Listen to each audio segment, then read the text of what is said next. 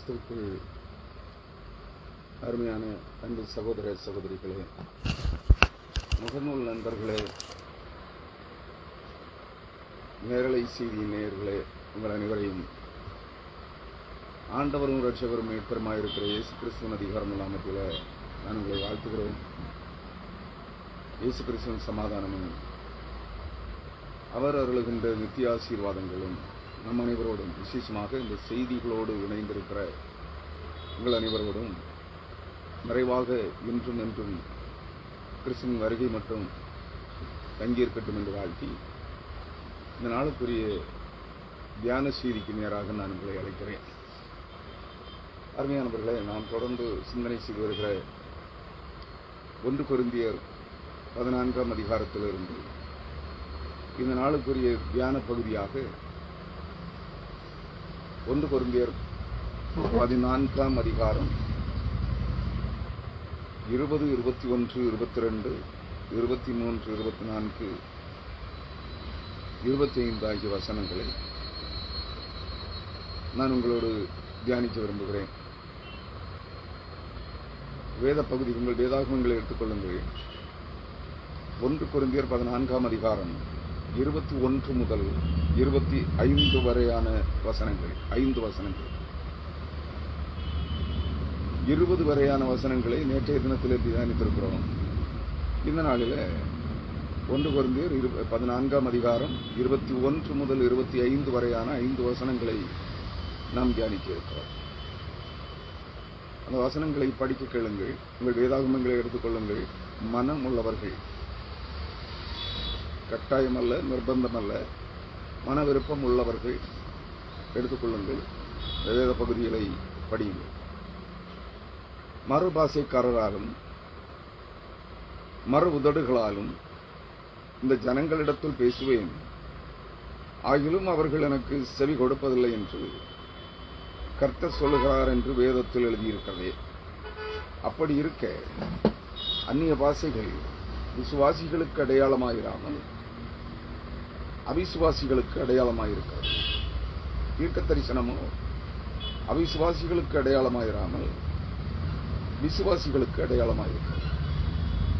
ஆகையால் சபையார் எல்லாரும் ஏகமாய் கூடி வந்து எல்லாரும் அந்நிய பாஷைகளிலே பேசிக் கொள்ளும் போது கல்லாதவர்களாவது அவிசுவாசிகளாவது உள்ளே பிரவேசித்தால் அவர்கள் உங்களை பைத்தியம் பிடித்தவர்கள் என்பார்கள் அல்லவா? எல்லாரும் தீர்க்க தரிசனம் சொல்கையில் அவிசுவாசி ஒருவன் அல்லது கல்லாதவன் ஒருவன் உள்ளே பிரவேசித்தால் அவன் எல்லாராலும் உணர்த்துவிக்கப்பட்டும் எல்லாராலும் நிதானிக்கப்பட்டும் இருப்பான். அவனுடைய இருதயத்தின் அந்தரங்கங்களும் வெளியரங்கமாகும்.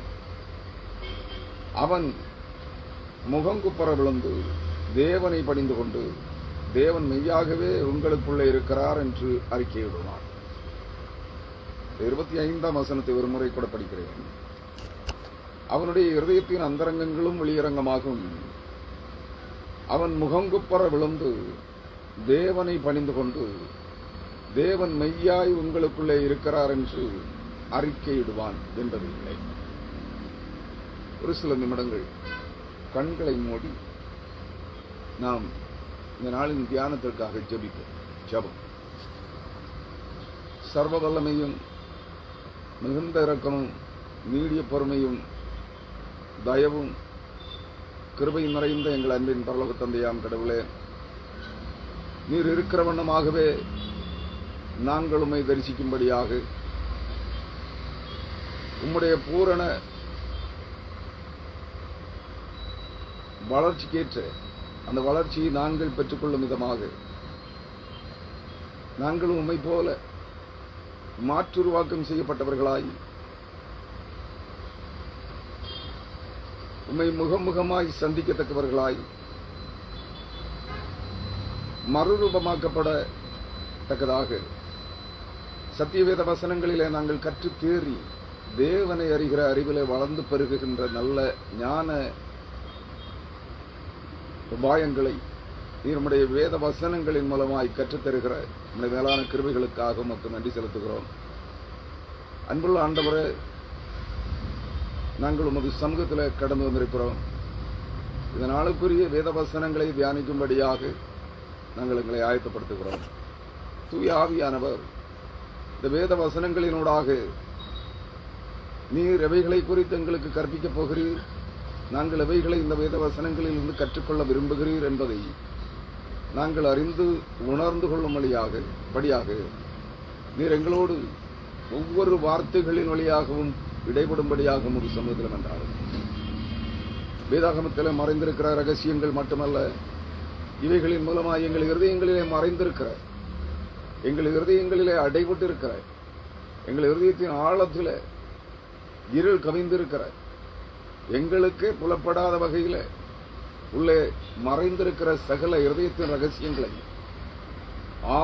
இருதயத்தின் ஆழத்தில் இருக்கிற அந்தகாரம், இருளிலே மறைந்திருக்கிற அனைத்து ரகசியங்களையும் நாங்கள் வெளிப்படுத்தி நாங்கள் அறிந்து கொள்ளத்தக்கதாக தேவரீர் எங்கள் ஒவ்வொருவருக்கும் இரக்கம் பாராட்டும்படியாய் சமுத்திரம் என்றார்கள்.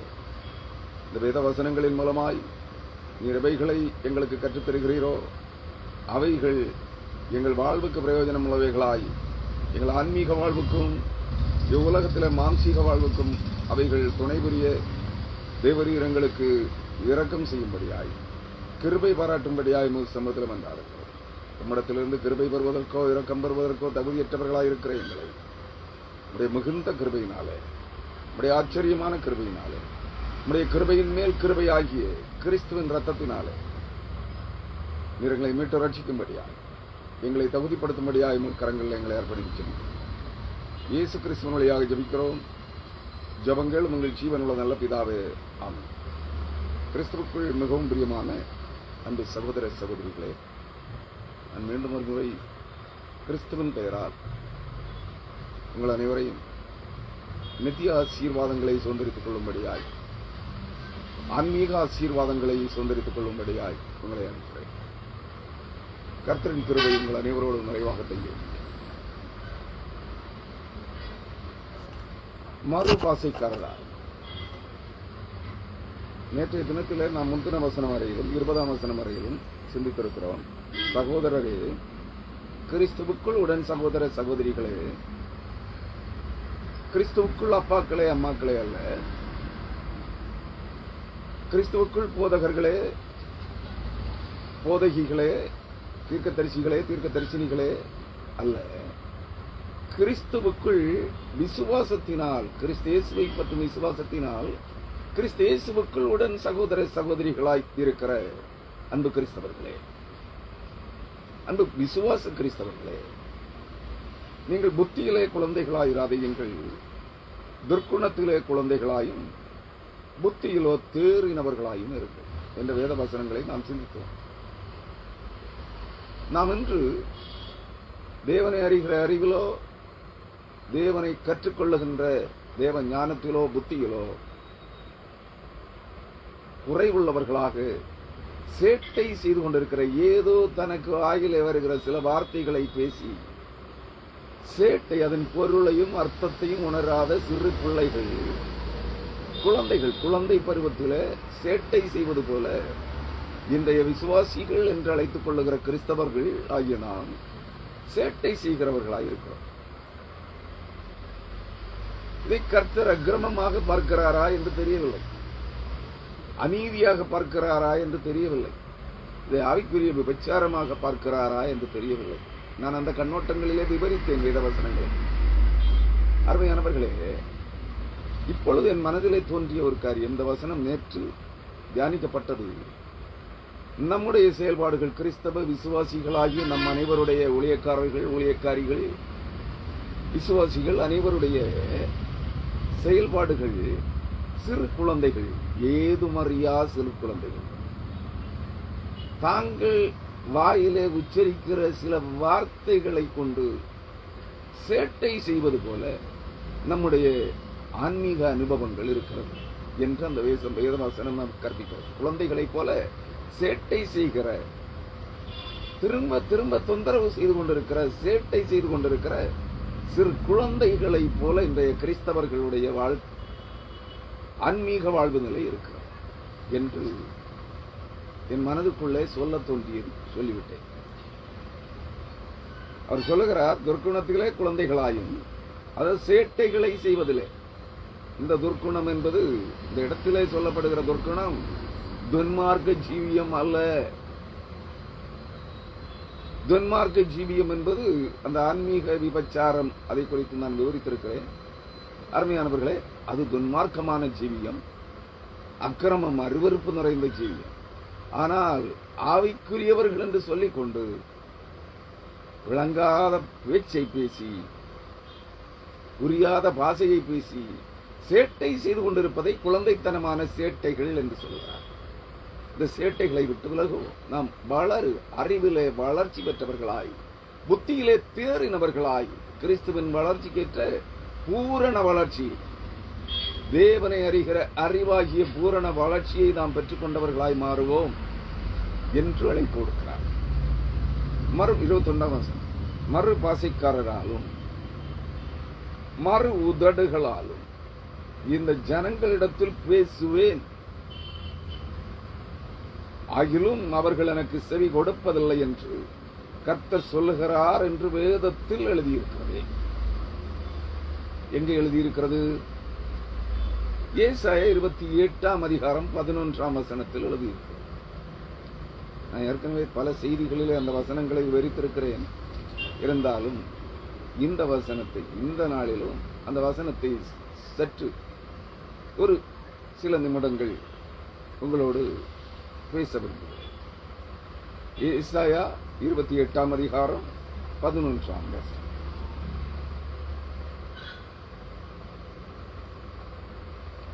நான் அந்த வசனத்தை விவரிப்பதற்கு முன்பு ஏசாயா 28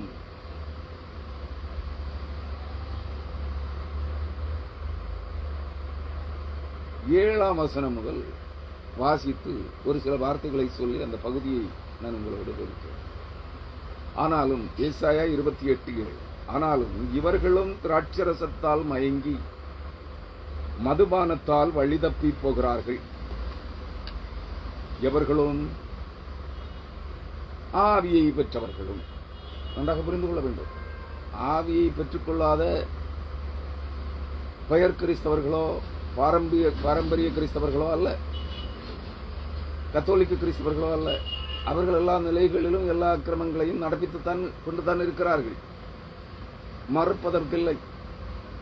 அவர்கள் பேரில் அவர்கள் எந்த அநீதியும் செய்யாதவர்கள், மதுபானம் அருந்தாதவர்கள், தாறுமாறான வாழ்க்கை முறைகளிலே வாழாதவர்கள் என்று அவர்களுக்காக வக்காலத்து வாங்குகின்ற நிலையிலே நான் இல்லை. அருமையானவர்களே, அவர்கள் எல்லா நீதிகளையும் செய்து கொண்டிருக்கிறார்கள். ஆனால் ஆவியை பெற்றவர்கள். அவர் எப்படி இருப்பாராம்? பரிசுத்த ஆவியானவர். அக்காலத்திலே சேனைகளின் கர்த்தர் தமது ஜனத்தில் மீதியானவர்களுக்கு மகிமையான கிரீடமாகவும் அலங்காரமான முடியாகவும் இருப்பார். நியாயம் விசாரிக்க உட்காருகிறவனுக்கு நியாயத்தின் ஆவியாகவும், யுத்தத்தை அதன் வாசல் மட்டும் திருப்புகிறவர்களின் பராக்கிரமமாகவும் இருப்பார். ஆவியானவர். ஆவியானவரால் நிரப்பப்பட்டோம் என்று சொல்லுகிறவர்கள் பரிசுத்த ஆவியினார் பலனடைந்தெழும்ப வேண்டும், சாத்தானுடைய கோட்டைகளை தகர்க்க வேண்டும், சத்ருவின் சேனைகளை நிர்மூலமாக்க வேண்டும். அவ்வளவு பலத்தை தேவனுடைய ஆவியானவர், கர்த்தருடைய ஆவியானவர், பரிசுத்த ஆவியானவர் தம்மால் நடத்தப்படுகிறவர்களுக்கு கொடுப்பார். இன்றைக்கு அப்படி யார்கிட்டே இருக்காங்கிறத நீங்க தான் சோதிக்கணும். நான் சொல்ல போனால் அதை குற்றம் சுமத்துவது போல் நீங்கள் எண்ணுவீர்கள். ஆகவே ஆனாலும் எவர்களும் ஆவியை பெற்றவர்களும் திராட்சரசத்தால் மயங்கி மதுபானத்தால் வழி தப்பி போகிறார்கள். திராட்சரசமும் மதுபானமும் மதியை மயக்கும், அதாவது புத்தியை மயக்கும். எப்படி? லோத்தின் 2 குமாரத்திகள் தங்கள் தகப்பனாகிய லோத்திற்கு திராட்சரசத்தை அளவுக்கு அதிகமாய் குடிக்க கொடுத்து அவனுடைய புத்தியை மயக்கி அவனோடு தகாத உறவு கொண்டார்கள். புத்தி மயக்கம். மதுபானம் திராட்சரசம் சற்று ஒழித்து சில நாட்கள் கழித்து அதை அருந்தினால் அது வைனாக மாறிவிடுகிறது. போதைப் பொருள் மதுபானமாக மாறிவிடுகிறது. இயற்கையான திராட்சை ரசத்தையே அளவுக்கு அதிகமாக குடித்து விட்டால், வயர் முட்டை குடித்து விட்டால் புத்தி மயங்கி போகும். என்ன செய்யறோம், எங்க இருக்கிறோம்னு தெரியாது. சில மணி நேரங்களுக்கு புத்தி மயக்கம். ஆனாலும் இவர்களும் ஆவியை பெற்றவர்களும் திராட்சை ரசத்தால் மயங்கி மதுபானத்தால் வழி தப்பி போகிறார்கள். ஆசாரியனும் தீர்க்கதரிசியும் மதுபானத்தால் மதிமயங்கி சாராயத்தினால் வழி தப்பி தீர்க்க தரிசனத்தில் மோசம் போய் நியாயம் தீர்க்கிறதில் இடறுகிறார்கள். இதனால யாரு? சாதாரண விசுவாசி அல்ல, தீர்க்கதரிசியும் ஆசாரியனும். ஆசாரியன் என்றால் போதகன், பாஸ்டர். ஆசாரியனும் தீர்க்கதரிசியும்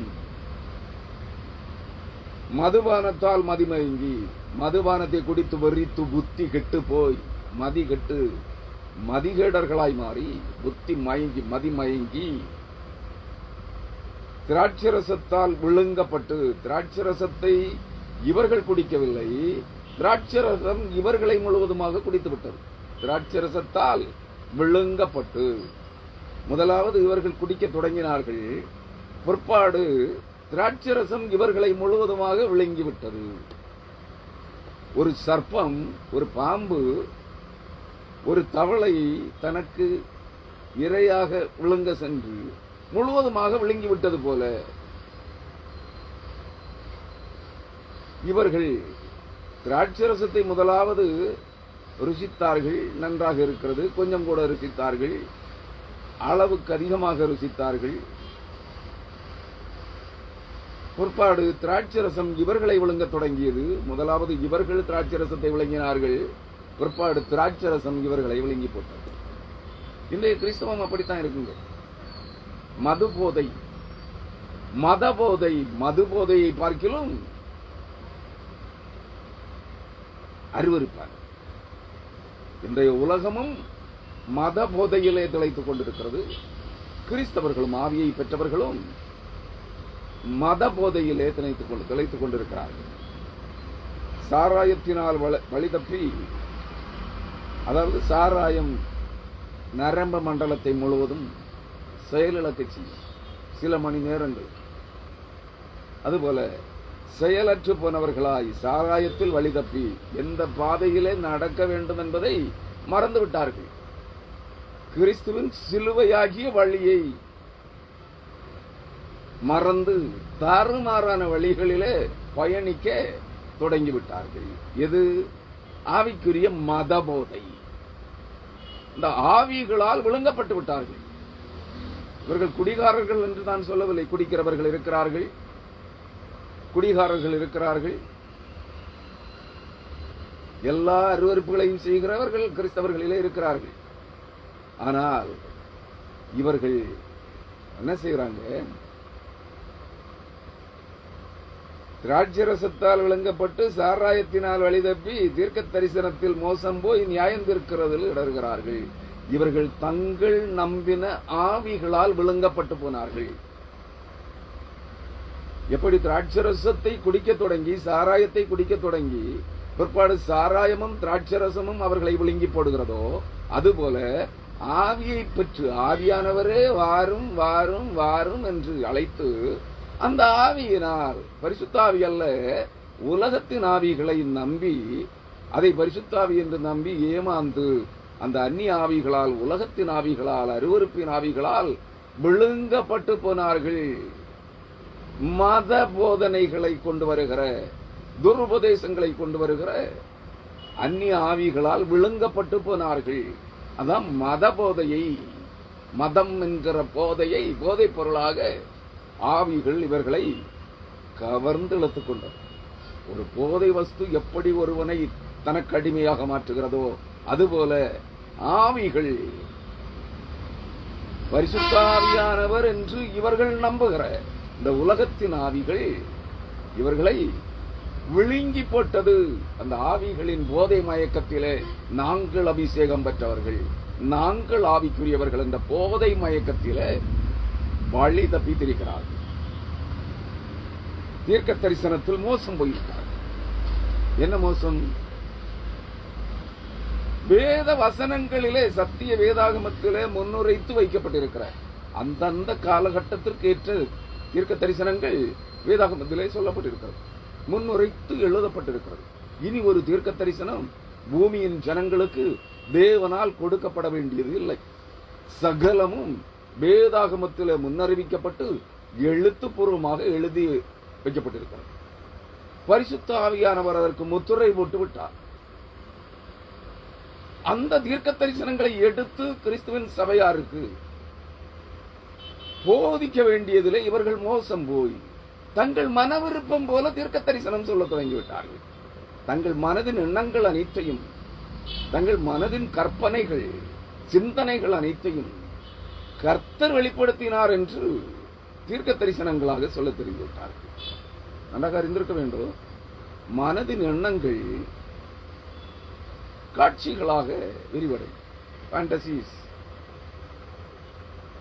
அல்லது மனப்பிரமை, சித்த பிரமை, மனதிலே பகல் வேளைகளிலே மனதிலே அளவுக்கு அதிகமாக சிந்தித்த சிந்தனைகள், எண்ணங்கள் இரவிலே காட்சிகளாக விரியும்.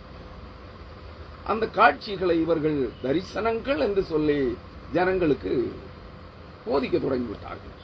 தீர்க்க தரிசனத்தில் மோசம் போய்விட்டார்கள். அவைகள் தீர்க்க தரிசனங்கள் அல்ல, மனப்பிரமை, சொப்பனங்கள், சித்த பிரமையினால் வெளிப்படுகிற, புத்தி மயக்கத்தினால் ஏற்படுகிற, சித்த பிரமை என்றால் புத்தி மயக்கம், பைத்தியம், அதனால் வெளிப்படுகிற காட்சிகள்,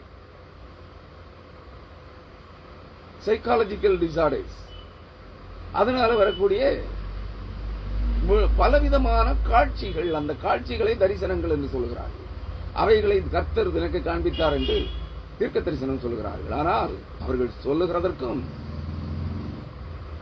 வேத வசனத்திலே முன்னுரைக்கப்பட்டிருக்கிற தீர்க்க தரிசனங்களுக்கும் எந்த சம்பந்தம் இல்லை. நன்றாக புரிந்து கொள்ள வேண்டும் அருமையானவர்களே. ராட்சரசத்தில் தீர்க்க தரிசனத்தில் மோசம் போய் நியாயம் தீர்க்கிறதில் எழுதுகிறார்கள். யார் அதிகம் காணிக்கை கொடுப்பானோ அவனுக்கு சாதகமாக நியாயம் தீர்க்கிறார்கள். யார் கட்டுக்கட்டாக காணிக்கை பணம் கொடுப்பானோ, நன்கடை கொடுப்பானோ, தசமபாகம் கொடுப்பானோ அவனுக்கு சாதகமாக நியாயம் தீர்க்கிறார்கள். அங்கும் ஏழைகள், திருச்சபைகளிலும் ஏழைகளும், வசதியற்றவர்களும், திக்கற்றவர்களும், விதவைகளும், ஜாதிகளும் புறக்கணிக்கப்படுகிறார்கள். நன்றாக புரிந்து கொள்ளுங்கள். தங்களை சார்ந்தவர்கள் ஜாதியில புறக்கணிக்கிறாங்கன்னா, அந்த திருச்சபையின் நிர்வாகிகள் அந்த சாதியை சார்ந்தவர்களோ, அந்த சாதியினருக்கு முன்னுரிமை. அதிலே வேற்றி சாதிகளை சார்ந்தவர்கள் அந்த திருச்சபையில் இருந்தால் அவர்களுக்கு இவர்கள் நியாயம் சொல்லுவதிலே, நியாயம் தீர்க்கிறதிலே இடறுகிறார்கள். ஏன்? அவன் வேற்று சாதியா, அதனால இவனுக்கு நீதி கிடையாது, அவனுக்கு நீதி இல்லை. தவறு செய்தவர்களுக்கு நீதியும், தவறு இழைத்தவர்களுக்கு நீதியும், குற்றமற்றவர்களுக்கு அநீதியும் இழைக்கப்படுகிறது திருச்சபைகளிலே. இரண்டு நிலைப்பாடுகளிலே, ஒன்று காணிக்கை அதிகம் கொடுக்கிறவன் தவறு இழைத்தால் குற்றம் இல்லை, அவனுடைய குற்றம் நியாய தீர்ப்பிலே ஒதுக்கப்படுகிறது. அவன் குற்றவாளி அல்ல. ஏன்? அதிக காணிக்கை பெறுகிறான், அவன் தன்னுடைய சாதியை சார்ந்தவன். மற்றவன் தவறே செய்யாதவன் பேரில் குற்றச்சாட்டு. ஏன்? அவன் தன்னுடைய சாதியை சார்ந்தவன் அல்ல, வேற்று சாதியை சார்ந்தவன். அவன் அதிகமாக காணிக்கை கொடுப்பதில்லை. மிஞ்சி போய் கொடுத்தா தினம் ஆலய ஆராதனையில போனா 10 ரூபாய் காணிக்கப்படுவான். ஏன்? காணிக்கை குறைவாக போடுகிறான், வேற்று சாதியான். ஆகவே நீதி அவனுக்கு மார்க்கப்படுகிறது. குற்றவாளிக்கு நியாய தீர்ப்பு அவனுக்கு சாதகமாக இருக்கு. குற்றவாளி குற்றமற்றவனாக தீர்க்கப்படுகிறான், குற்றமற்றவன் குற்றவாளியாக்கப்படுகிறான். இதுல சாதி விளையாடுகிறது, காணிக்கை பணம் விளையாடுகிறது. நன்றாக புரிந்து கொள்ளுங்கள். போஜன பீடங்கள் எல்லாம் பாந்தியினாலும் அசுத்தத்தினாலும் நிறைந்திருக்கிறது, சுத்தமான இடங்கள். எது போஜன பீடங்கள்? சாப்பாட்டு மேசையா? கல்யாண பந்தியிலே திருமண வீட்டு பந்தியிலே அல்லது சமபந்தி விருந்திலே சாப்பாட்டு மேசையிலே அமர்வதா இது? இல்லை. போஜன பீடங்கள் என்றால் பிரசங்க பீடங்கள். பிரசங்க பீடங்கள், புல்பீட்ஸ். பிரசங்கியார் பிரசங்கிப்பதற்காக ஒரு மேடை வைத்திருப்பார்களே, அல்லது ஒரு ரீடிங் டேபிள் வைத்திருப்பார்களே, சொற்பொழிவாற்றுவதற்கு ரீடிங் டேபிள், பைபிள் வாசிப்பதற்கு, பிரசங்கம் செய்வதற்கு என்று தனித்தனி மேடைகள் இருக்கும். அந்த பிரசங்க மேடைகள் எல்லாம் அதான் போஜன பீடங்கள். போஜன பீடங்கள் எல்லாம் வாந்தியினாலும் அசுத்தத்தினாலும் நிறைந்திருக்கிறது. என்ன? போஜன பீடத்தில் போய் நிற்கிறவன் எல்லாம் தன்னை கடவுளாக தேவனாக காண்பிக்கிறான். தன் மனதிலே தோன்றுகிறதை எல்லாம் பிரசங்கம் என்று சொல்லி பிரசங்கிக்கிறான். ஒரு வசனத்தை சொல்லுகிறான். அந்த வசனத்தை வார்த்தை வார்த்தையாக வியாக்கியானம் செய்வதில்லை. துவக்கத்தில் இன்றைய செய்திக்கான ஆதார வசனம் என்னது? வசனத்தை சொல்லிடுறான். சொல்லிட்டு அவன் கொஞ்சம் கதைகளை அளக்கிறான். தன்னுடைய சொந்த அனுபவங்களை, கண்ட கதைகளை, கேட்ட கதைகளை, நடந்த கதைகளை, படித்த கதைகளை, கற்பனை கதைகளை அங்கே செய்திகளாக விவரிக்கிறான். இறுதியிலே கடைசி வேளையிலே செய்தியை முடிக்கிற வேளையிலே திரும்பவும் அந்த முதல் வசனத்துக்கு வரணும். அந்த வசனத்தை சொல்றான், ஜபிக்கிறான், முடிக்கிறான். இன்னும் அதிகமான பேர் தங்களுடைய சொந்த அனுபவங்களை, என் அனுபவம், தனது சொந்த அனுபவங்களை பிரசங்கித்துக் கொண்டிருக்கிறார்கள் பிரசங்க பீடங்களிலே நின்று.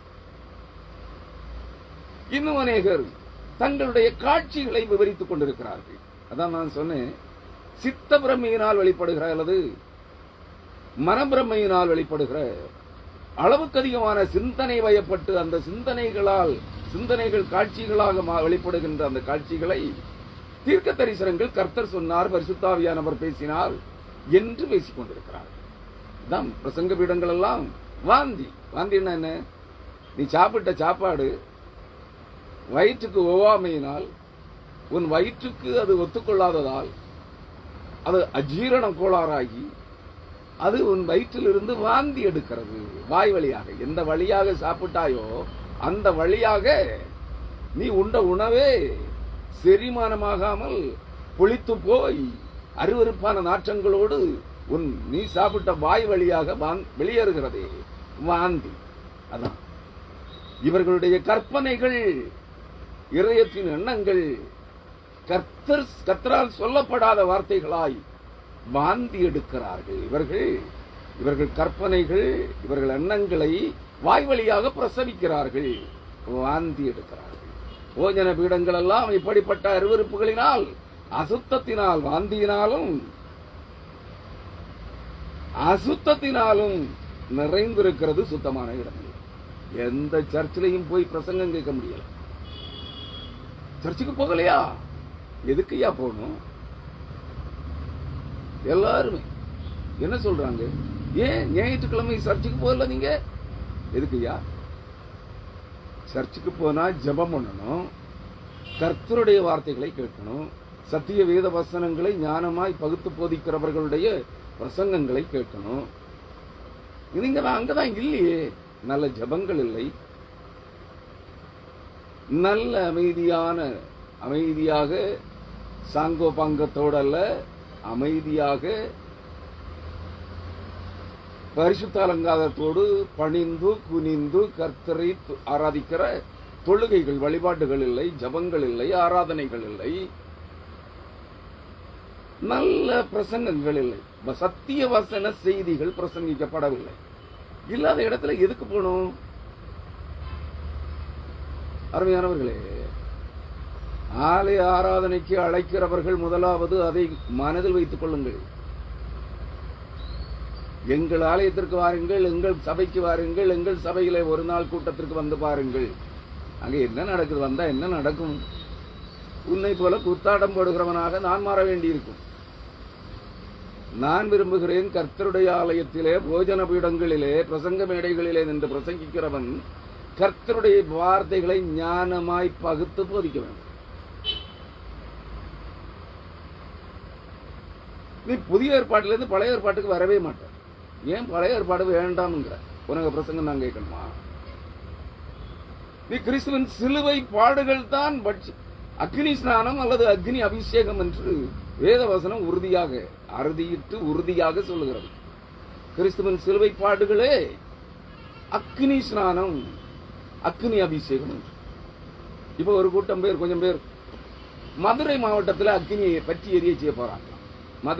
மதுரை பட்டணத்தில் எனக்கு வானத்திலிருந்து பொத்தா வரும் மதுரையை எரிக்க போறாங்க. 1800 ஆண்டுகளுக்கு முன்பு கண்ணகி எரித்தாள் மதுரையை. இவங்க என்ன ஆவியினால் குறி சொல்லுகிறவர்கள், ஆவிக்குரியவர்கள். ஆவிக்குரியவர்கள் அல்ல, ஆவிக்குறிகாரர்கள். ஆவிக்குறிகாரர்கள் மதுரையை எரிக்க போறாங்களாம். அக்னி இறங்கி, அக்னி என்ன வானத்திலிருந்து இறங்குமா? அக்னி அபிஷேகம் அல்லது அக்னி ஸ்நானத்தினுடைய ரகசியம், பொருள், அர்த்தம் என்ன என்று புரியாத இந்த புறம்போக்கு ஆவிக்குரியவர்கள் மதுரையில அக்னி இறக்க போறாங்களாம். எங்க இறக்கி முடிஞ்சு? எங்கெல்லாம்? மதுரை, சென்னையில எல்லாம் இறக்கி முடிஞ்சாச்சு. இப்ப மதுரைக்கு வர்றாங்க. அருமையானவர்களே, அக்னி வேற எங்க இருந்து இறங்காது. முதலாவது உங்கள் நடுவிலே பற்றி எரிகிற அக்னியை குறித்து ஏதோ புதுமை, அதிசயம் என்று எண்ணாதீர்கள், திகைத்து விடாதீர்கள். அது என்னவா? உங்கள் நடுவிலே பற்றி எரிகிற அக்னி கிறிஸ்துவின் சிலுவை பாடுகளுக்கு ஒப்பான உபத்திரவங்களாம். இதே அர்த்தம் தெரியல, வசனம் பைபிளே இருக்கு. இவங்க அக்னியை இறக்க போறாங்களாம். ஒவ்வொரு கூட்டத்திலையும் அக்னி இறங்குதான். எங்க இருந்து இறங்குது? பரலோக அக்னி உன்மேல் வரும்போது, பரிசுத்த ஆவியானவர் உன்மேல் வரும்போது பரலோக அக்னி உன்னை புடமிடும். அதான் பெந்தேகோஸ்தே நாளில் பரலோக அக்னி பட்சிக்கிற அக்னியாய் ஒவ்வொருவர் தலைமையிலும் வந்து அமர்ந்தது. அந்த பட்சிக்கிற அக்னியால் புடமிடப்பட்ட ஒரே நிமிடம், ஒரு செகண்ட், அந்த ஒரு செகண்ட்ல பட்சிக்கிற அக்னி, பரலோக அக்னி, தேவனுடைய அக்னி, பரிசுத்த அக்னி உன்னை புடமிட்டு விடும். ஒரே செகண்ட், ஒரே நொடி பொழுதுல உன்னை புடமிட்டு சுத்திகரிக்கும். அப்பொழுது பரிசுத்த ஆவியானவர் உனக்குள் வருவார். அருமையானவர்களே, அதற்கு முன்பு அக்னி அபிஷேகமாகிய, அக்னி ஸ்நானமாகிய சிலுவை பாடுகளை நீ சொந்தமாக்கி இருக்க வேண்டும், அனுபவித்திருக்க வேண்டும். இந்த அனுபவத்துக்குள்ளாத வராதவன் எல்லாம் அக்னியை இறக்க போறான். எங்க இறங்குதோ, உண்மையிலே தேவனுடைய அக்னி இறங்கி இவர்களை பட்சித்து போடுகிறதோ தெரியாது. எச்சரிக்கையாக இருங்கள். சொல்லுகிறார், போஜன பீடங்கள் எல்லாம் வாந்தியினாலும் அசுத்தத்தினாலும் நிறைந்திருக்கிறது, சுத்தமான இடம் இல்லை. அவர் யாருக்கு அறிவை போதிப்பார்? யாருக்கு அறிவை போதிப்பார்? தேவனை அறிகிற அறிவை விரும்பி தேடுகிறவர்களுக்கு போதிப்பாரா? ஞானத்திலே குறைவுள்ளவன் கர்த்தரிடத்திலே கேட்க கடவன். அவர் அவனுக்கு ஞானத்தையும் அறிவையும் புத்தியையும் சம்பூர்ணமாய் கொடுப்பார்.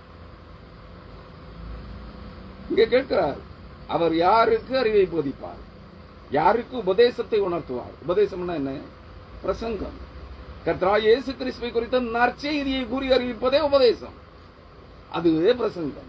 கர்த்தராகிய இயேசு கிறிஸ்துவின் சிலுவையை குறித்த உபதேசம் பரிசுத்த பவுல் தெளிவாக சொல்லுகிறார். ரோமர், கொரிந்தியர் முதலான நிருபங்களில், எல்லா நிருபங்களிலும் அந்த வார்த்தைகளை மறந்து விடாமல் திரும்ப திரும்ப நினைவூட்டுகிறார். சிலுவையை குறித்த உபதேசம். இங்க யாருக்கு? ஆவிக்குரியவர்கள் சிலுவையை குறித்த உபதேசத்தை ஒரு நாளாகிலும் பிரசங்கித்திருக்கார்களா? பிரசங்க மேடைகளிலே. அருமையானவர்களே, எங்கே எந்த ஆராதனைக்கு அழைக்கிறீர்கள்? சிலுவையை குறித்த உபதேசம் இல்லாத சபை செத்தது. அது உயிரோடு இருக்கிறது போல தோற்றமளித்தாலும் அது வெள்ளையடிக்கப்பட்ட கல்லறையாயிருக்கிறது. அது செத்த பிரேத குழியாயிருக்கிறது. சிலுவையை குறித்த உபதேசம் நன்றாக புரிந்து கொள்ளுங்கள். நீங்கள் நிறுவனங்களை படிக்க வேண்டும். உபதேசம், சுவிசேஷம், நற்செய்தி என்பதெல்லாம் எது? சிலுவையை குறித்த உபதேசம். அதை புறக்கணித்து தள்ளிவிட்டு தீர்க்க தரிசனம், அந்நிய பாஷை பேசுகிறவன் எல்லாம் ஆவிக்குரியவனும் உயிரோடு இருக்கிறவனும் அல்ல, செத்தவர்கள். மறந்து விடாதீர்கள். அவர் சொல்லுகிறார், அவர் யாருக்கு அறிவை போதிப்பார்? யாருக்கு உபதேசத்தை உணர்த்துவார்? பால் மறந்தவர்களுக்கும் முலை மறக்கப்பட்டவர்களுக்குமே. முலை மறக்கப்பட்டவர்களும் பால் மறந்தவர்களும் யார்? குழந்தைகள். புரியுதா?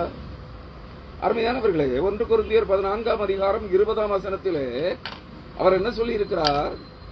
சகோதரரே, நீங்கள் புத்தியில் குழந்தைகளாயிராமல் துர்க்குணத்தில் குழந்தைகளாயும் புத்தியிலோ தேறினவர்களாயும் இருங்கள். அப்ப அவர் யாருக்கு? பரிசுத்தாவியானவர் யாருக்கு அறிவை போதிப்பார்? குழந்தைகளாய், பால் உண்கிற குழந்தைகளுக்கு அல்ல. பவுல் அதை வேறொரு இடத்திலே சொல்லியிருப்பார். நீங்கள் காலத்தை பார்த்தால் சுவிசேஷகர்களாய் மாறி இருக்க வேண்டிய நீங்கள், காலத்தை பார்த்தால் போதகர்களாய் மாறி இருக்க வேண்டிய நீங்கள் இப்பொழுது குழந்தைகளாய் இருக்கிறீர்கள். அடிப்படை உபதேசங்களை விட்டு நீங்கள் ஒரு அடி கூட மேலே வரவில்லை. ஞானஸ்நானம், கைகளை வைக்குதல், ஞானஸ்நானம் கொடுத்தல், ஆசீர்வதித்தல், அபிஷேகித்தல், அந்நிய பாஷை பேசுதல், முழுக்குதல், இதை விட்டுட்டு நீங்க மேல வரல. அடுத்த படிநிலைக்கு வரவே இல்லை. இன்னும் குழந்தைகளாய் இருக்கிறீர்கள். காலத்தை பார்த்தால் போதகர்களாய் இருக்க வேண்டியவர்கள். நீங்க குழந்தைகள் மேடையில் நின்று என்ன பேசும், என்ன பிரசங்கிக்கும்? சிலுவையை குறித்த உபதேசத்தை, நற்செய்தியை பிரசங்கிக்குமா? நிச்சயமா பிரசங்கிக்காது. ஆசீர்வாதத்தையும் ஐஸ்வர்யத்தையும் செழிப்பையும் தான் பிரசங்கிக்கும். குழந்தைக்கு அதுதான் தெரியும். வேதாகமத்தை ஒரு கையிலும் ஒரு 100 ரூபாய் நோட்டுக்கட்டை, ஒரு 10,000 ரூபாய், ஒரு 1000 ரூபாய் அல்லது ஒரு 10,000 ரூபாய் ஒரு கட்டை ஒரு கையிலும் வைத்துக் கொண்டு குழந்தையிடம் கொடு. குழந்தை வேதாகமத்தை எடுத்துக்கொள்ளுமா? முதலாவது குழந்தை எதுக்கு நேராக கை நீட்டும்? பணக்கட்டுக்கு நேராக அல்லது தங்க சங்கிலிக்கு நேராக கையை நீட்டும். நீங்கள் ஆவிக்குரிய வாழ்க்கையிலே குழந்தைகளாய் இருக்கிறீர்கள். வேதாகமம் கற்பிக்கிற சிலுவையை குறித்த உபதேசத்தை கற்பிக்கவும் இல்லை, நீங்கள் கற்றுக்கொள்ளவும் இல்லை. அப்ப அவர் யாருக்கு போதிப்பாரு? பவுல் கொரிந்தியர் நிறுவங்களிலே, ரோமர் முதலான நிறுவங்களிலே சிலுவையை குறித்த உபதேசம் கெட்டு போகாமல் சிலுவையை குறித்த உபதேசத்தை பிரசங்கிப்பதற்கே நான் அழைக்கப்பட்டேன் என்கிறார். இங்கு சிலுவையை குறித்த உபதேசம் இல்லையே. ஆவிக்குரிய சபைகளில், ஆவிக்குரியவர்களிடத்தில் சிலுவையை குறித்த அனுபவங்களே இல்லையே. பின்னப்படி இவர்கள் உயிரோடு இருக்கிறார்கள், செத்தவர்களாக இருக்கிறார்கள். தங்கள் அனுபவங்களை மற்றவர்கள் மேல் தாங்கள் செத்தவர்களாக இருந்து கொண்டு மற்றவர்களை செத்தவர்கள் என்கிறார்கள். யார்? கர்த்தர் பரிசுத்தாவியானவர் யாருக்கு அறிவை போதிப்பார்? யாருக்கு உபதேசத்தை உணர்த்துவார்? உபதேசத்தை உணர்த்துவார். சிலுவையை குறித்த, கர்த்தராகிய இயேசு கிறிஸ்துவின் சிலுவையை குறித்த உபதேசத்தை யாருக்கு உணர்த்துவார்? ஏன்னா மறந்து போச்சு. சிலுவையை குறித்த உபதேசத்தை மறந்து விட்டீர்களே, அதை புறக்கணித்து தள்ளிவிட்டீர்களே, யாருக்கு உணர்த்துவார்? அருமையானவர்களே, சற்று யோசிங்க. என்னுடைய செய்திகள் உங்களை சிந்திக்க தூண்ட வேண்டும். ஆமேன் அல்லேலூயா சொல்வதற்கு மட்டும் தூண்டக்கூடாது. ஆமேன் என்கிற வார்த்தையை ஆமோன் என்று எழுதுவதற்கு தூண்டக்கூடாது. பல முறை எச்சரித்தேன். திரும்ப திரும்ப அவர்கள் இந்த செவிட்டு விரியனை போல் இருக்கிறார்கள். ஆமேன். வேறு நபர்களும் எச்சரித்திருக்கிறார்கள். சகோதரரே, ஆமேன் என்று எழுதுங்கள், ஆமோன் என்று எழுதாதீர்கள். ஆமோன் ஒரு எழுத்து பிழையானால் அர்த்தம் மாறி போகும் என்று மதிகேட முட்டாள்களாக இருக்கிறார்கள். ஆமேன் என்பதை ஆமோன் என்று எழுதுகிறவர்களிடத்தில் என்ன போதிக்க முடியும்? அருமையானவர்களே, இதை எழுதுவதற்கு மட்டும் முந்திக் கொள்ளக்கூடாது. வேதத்தை கற்றுக்கொள்வதிலே, சிலுவையை குறித்த உபதேசத்திலே முந்திக் கொள்ள வேண்டும். சிலுவை பாடுகள் என்றால் என்ன என்று அனுபவித்து பார்க்க வேண்டும். அந்த அனுபவங்கள் இல்லாமல் ஆவிக்குரிய அனுபவத்தை பெற முடியாது, அறிவை பெற முடியாது. நன்றாக புரிந்து கொள்ளுங்கள் அருமையானவர்களே. அவர் சொல்லுகிறார், அவர் யாருக்கு அறிவை போதிப்பார், யாருக்கு உபதேசத்தை உணர்த்துவார்? பால் மறந்தவர்களுக்கும் முலை மறக்கப்பட்டவர்களுக்குமே. பால் மறக்கிற குழந்தையை மறக்க வைப்பதற்கு முலை மறக்க பண்ணுவார்கள் பெற்ற தாய்மார்கள். அதுக்கு வேற இதெல்லாம் பச்சிலைகளை அரைத்து பூசுவார்கள். பிள்ளை வாய வச்சா கசக்கும். சில நாட்கள் அப்படி தொடர்ந்து வரும்போது பிள்ளை தானாகவே பால் குடிப்பதை மறந்துவிடும். இன்று ஆசீர்வாதங்களையும் ஐஸ்வர்யங்களையும் அபிஷேகங்களையும் ஸ்நானங்களையும் குறித்த உபதேசத்தை தவிர வேறொன்றும் ஆவிக்குரிய சபைகளிலே இல்லை. உபதேசத்தை மறந்துவிட்டார்கள். குழந்தைகளாய் இருக்கிறார்கள். ஆவிக்குரிய வாழ்க்கையிலே குழந்தைகளாய் இருக்கிற இன்றைய ஆவிக்குரிய சபையினரே, ஆவிக்குரிய கிறிஸ்தவர்களே, உங்களை எச்சரிக்கிறேன், குழந்தைத்தனத்தை விட்டு வெளியே வாருங்கள். பரிசுத்த பவுல் அதைத்தான் அங்கே சொல்லுகிறார். நீங்கள் புத்தியிலே குழந்தைகளாயிராதையுங்கள், துர்க்குணத்திலே சேட்டை செய்வதிலே குழந்தைகளைப் போலிராதையுங்கள், புத்தியிலோ தேறினவர்களாயிருங்கள். தேவனை அறிகிற அறிவாகிய புத்தியிலே தேறினவர்களாய், கிறிஸ்துவை குறித்த அறிவிலே தேறினவர்களாயிருங்கள். அதற்கு ஒரே ஒரு வழிதான் உண்டு. சிலுவையை குறித்த உபதேசம் உங்களுக்கு தேவை. சிலுவையை குறித்த அனுபவம் உங்களுக்கு ஒவ்வொரு கிறிஸ்தவனுக்கும் தேவை. அது இல்லை என்றால் நீ தேவன் என்னார் என்று அறிய முடியாது, பரிசுத்த ஆவியானவர் யார் என்று அறிய முடியாது. சும்மா முங்கனே தாவி கிடைச்சி அந்நிய பாஷை பேச இந்த அனுபவத்தை விட்டு வெளியே வரவே முடியாது. அருமையானவர்களே, அதைத்தான் பிற்பாடு சொல்லுகிறார். 10வது வசனம், கற்பனையின் மேல் கற்பனையும். ஏசாயா 28:10. கற்பனையின் மேல் கற்பனையும், கற்பனையின் மேல் கற்பனையும் 2 முறை சொல்லுகிறார். கற்பனைகள் என்ன? பழைய உடன்படிக்கையின் பிரமாணங்களில் 10 கட்டளைகள், 10 கட்டளைகளே கற்பனைகள். கற்பனை அதுக்கு தேவனுடைய கற்பனைகள், தேவன் கற்பித்த கற்பனைகள், அது நமக்கு கட்டளைகள். என்னுடைய மனதின் கற்பனைகள் அல்ல. இன்றைய போதகர்கள், இன்றைய தீர்க்கதரிசிகள் தங்கள் மனதின் எண்ணங்களையே தீர்க்க தரிசனங்களாக பிரசவிக்கிறார்கள். பிரசவிக்கிறார்கள். ஆனால் தேவன் தம்முடைய கற்பனைகளை, மனதின் எண்ணங்களை, திட்டங்களை கட்டளைகளாக, கற்பனைகளாக கொடுத்தார். தேவனுடைய கற்பனைகள் நமக்கு கட்டளைகள். அந்த கட்டளைகளை கை கொள்கிறோமா? அதான் அவர் சொல்லுகிறார், கற்பனையின் மேல் கற்பனையும், கற்பனையின் மேல் கற்பனையும், கட்டளையின் மேல் கட்டளை. கர்த்தரை பரிசுத்த அலங்காரத்தோடு ஆராதிப்பதுபடி பணிந்து குனிந்து அவரை தொழுது கொள்ள வேண்டும். முழங்கால் படியிட்டு உன் தேவனாகிய கர்த்தரை உன் முழு இருதயத்தோடும், முழு ஆத்மாவோடும், முழு மனதோடும், முழு சிந்தையோடும், முழு உள்ளத்தோடும், முழு மனதோடும், முழு ஆவியோடும் சேவிக்க வேண்டும். சேவிக்கிறீங்களா? ஆவியோடு சேவிக்கிறோம் என்று துள்ளி குதித்து ஆர்ப்பாட்டமிட்டு அந்நிய பாஷைகளை பேசிக் கொண்டிருக்கிறீர்கள். பைத்தியக்காரர்களைப் போல உளறிக் கொண்டிருக்கிறீர்கள்.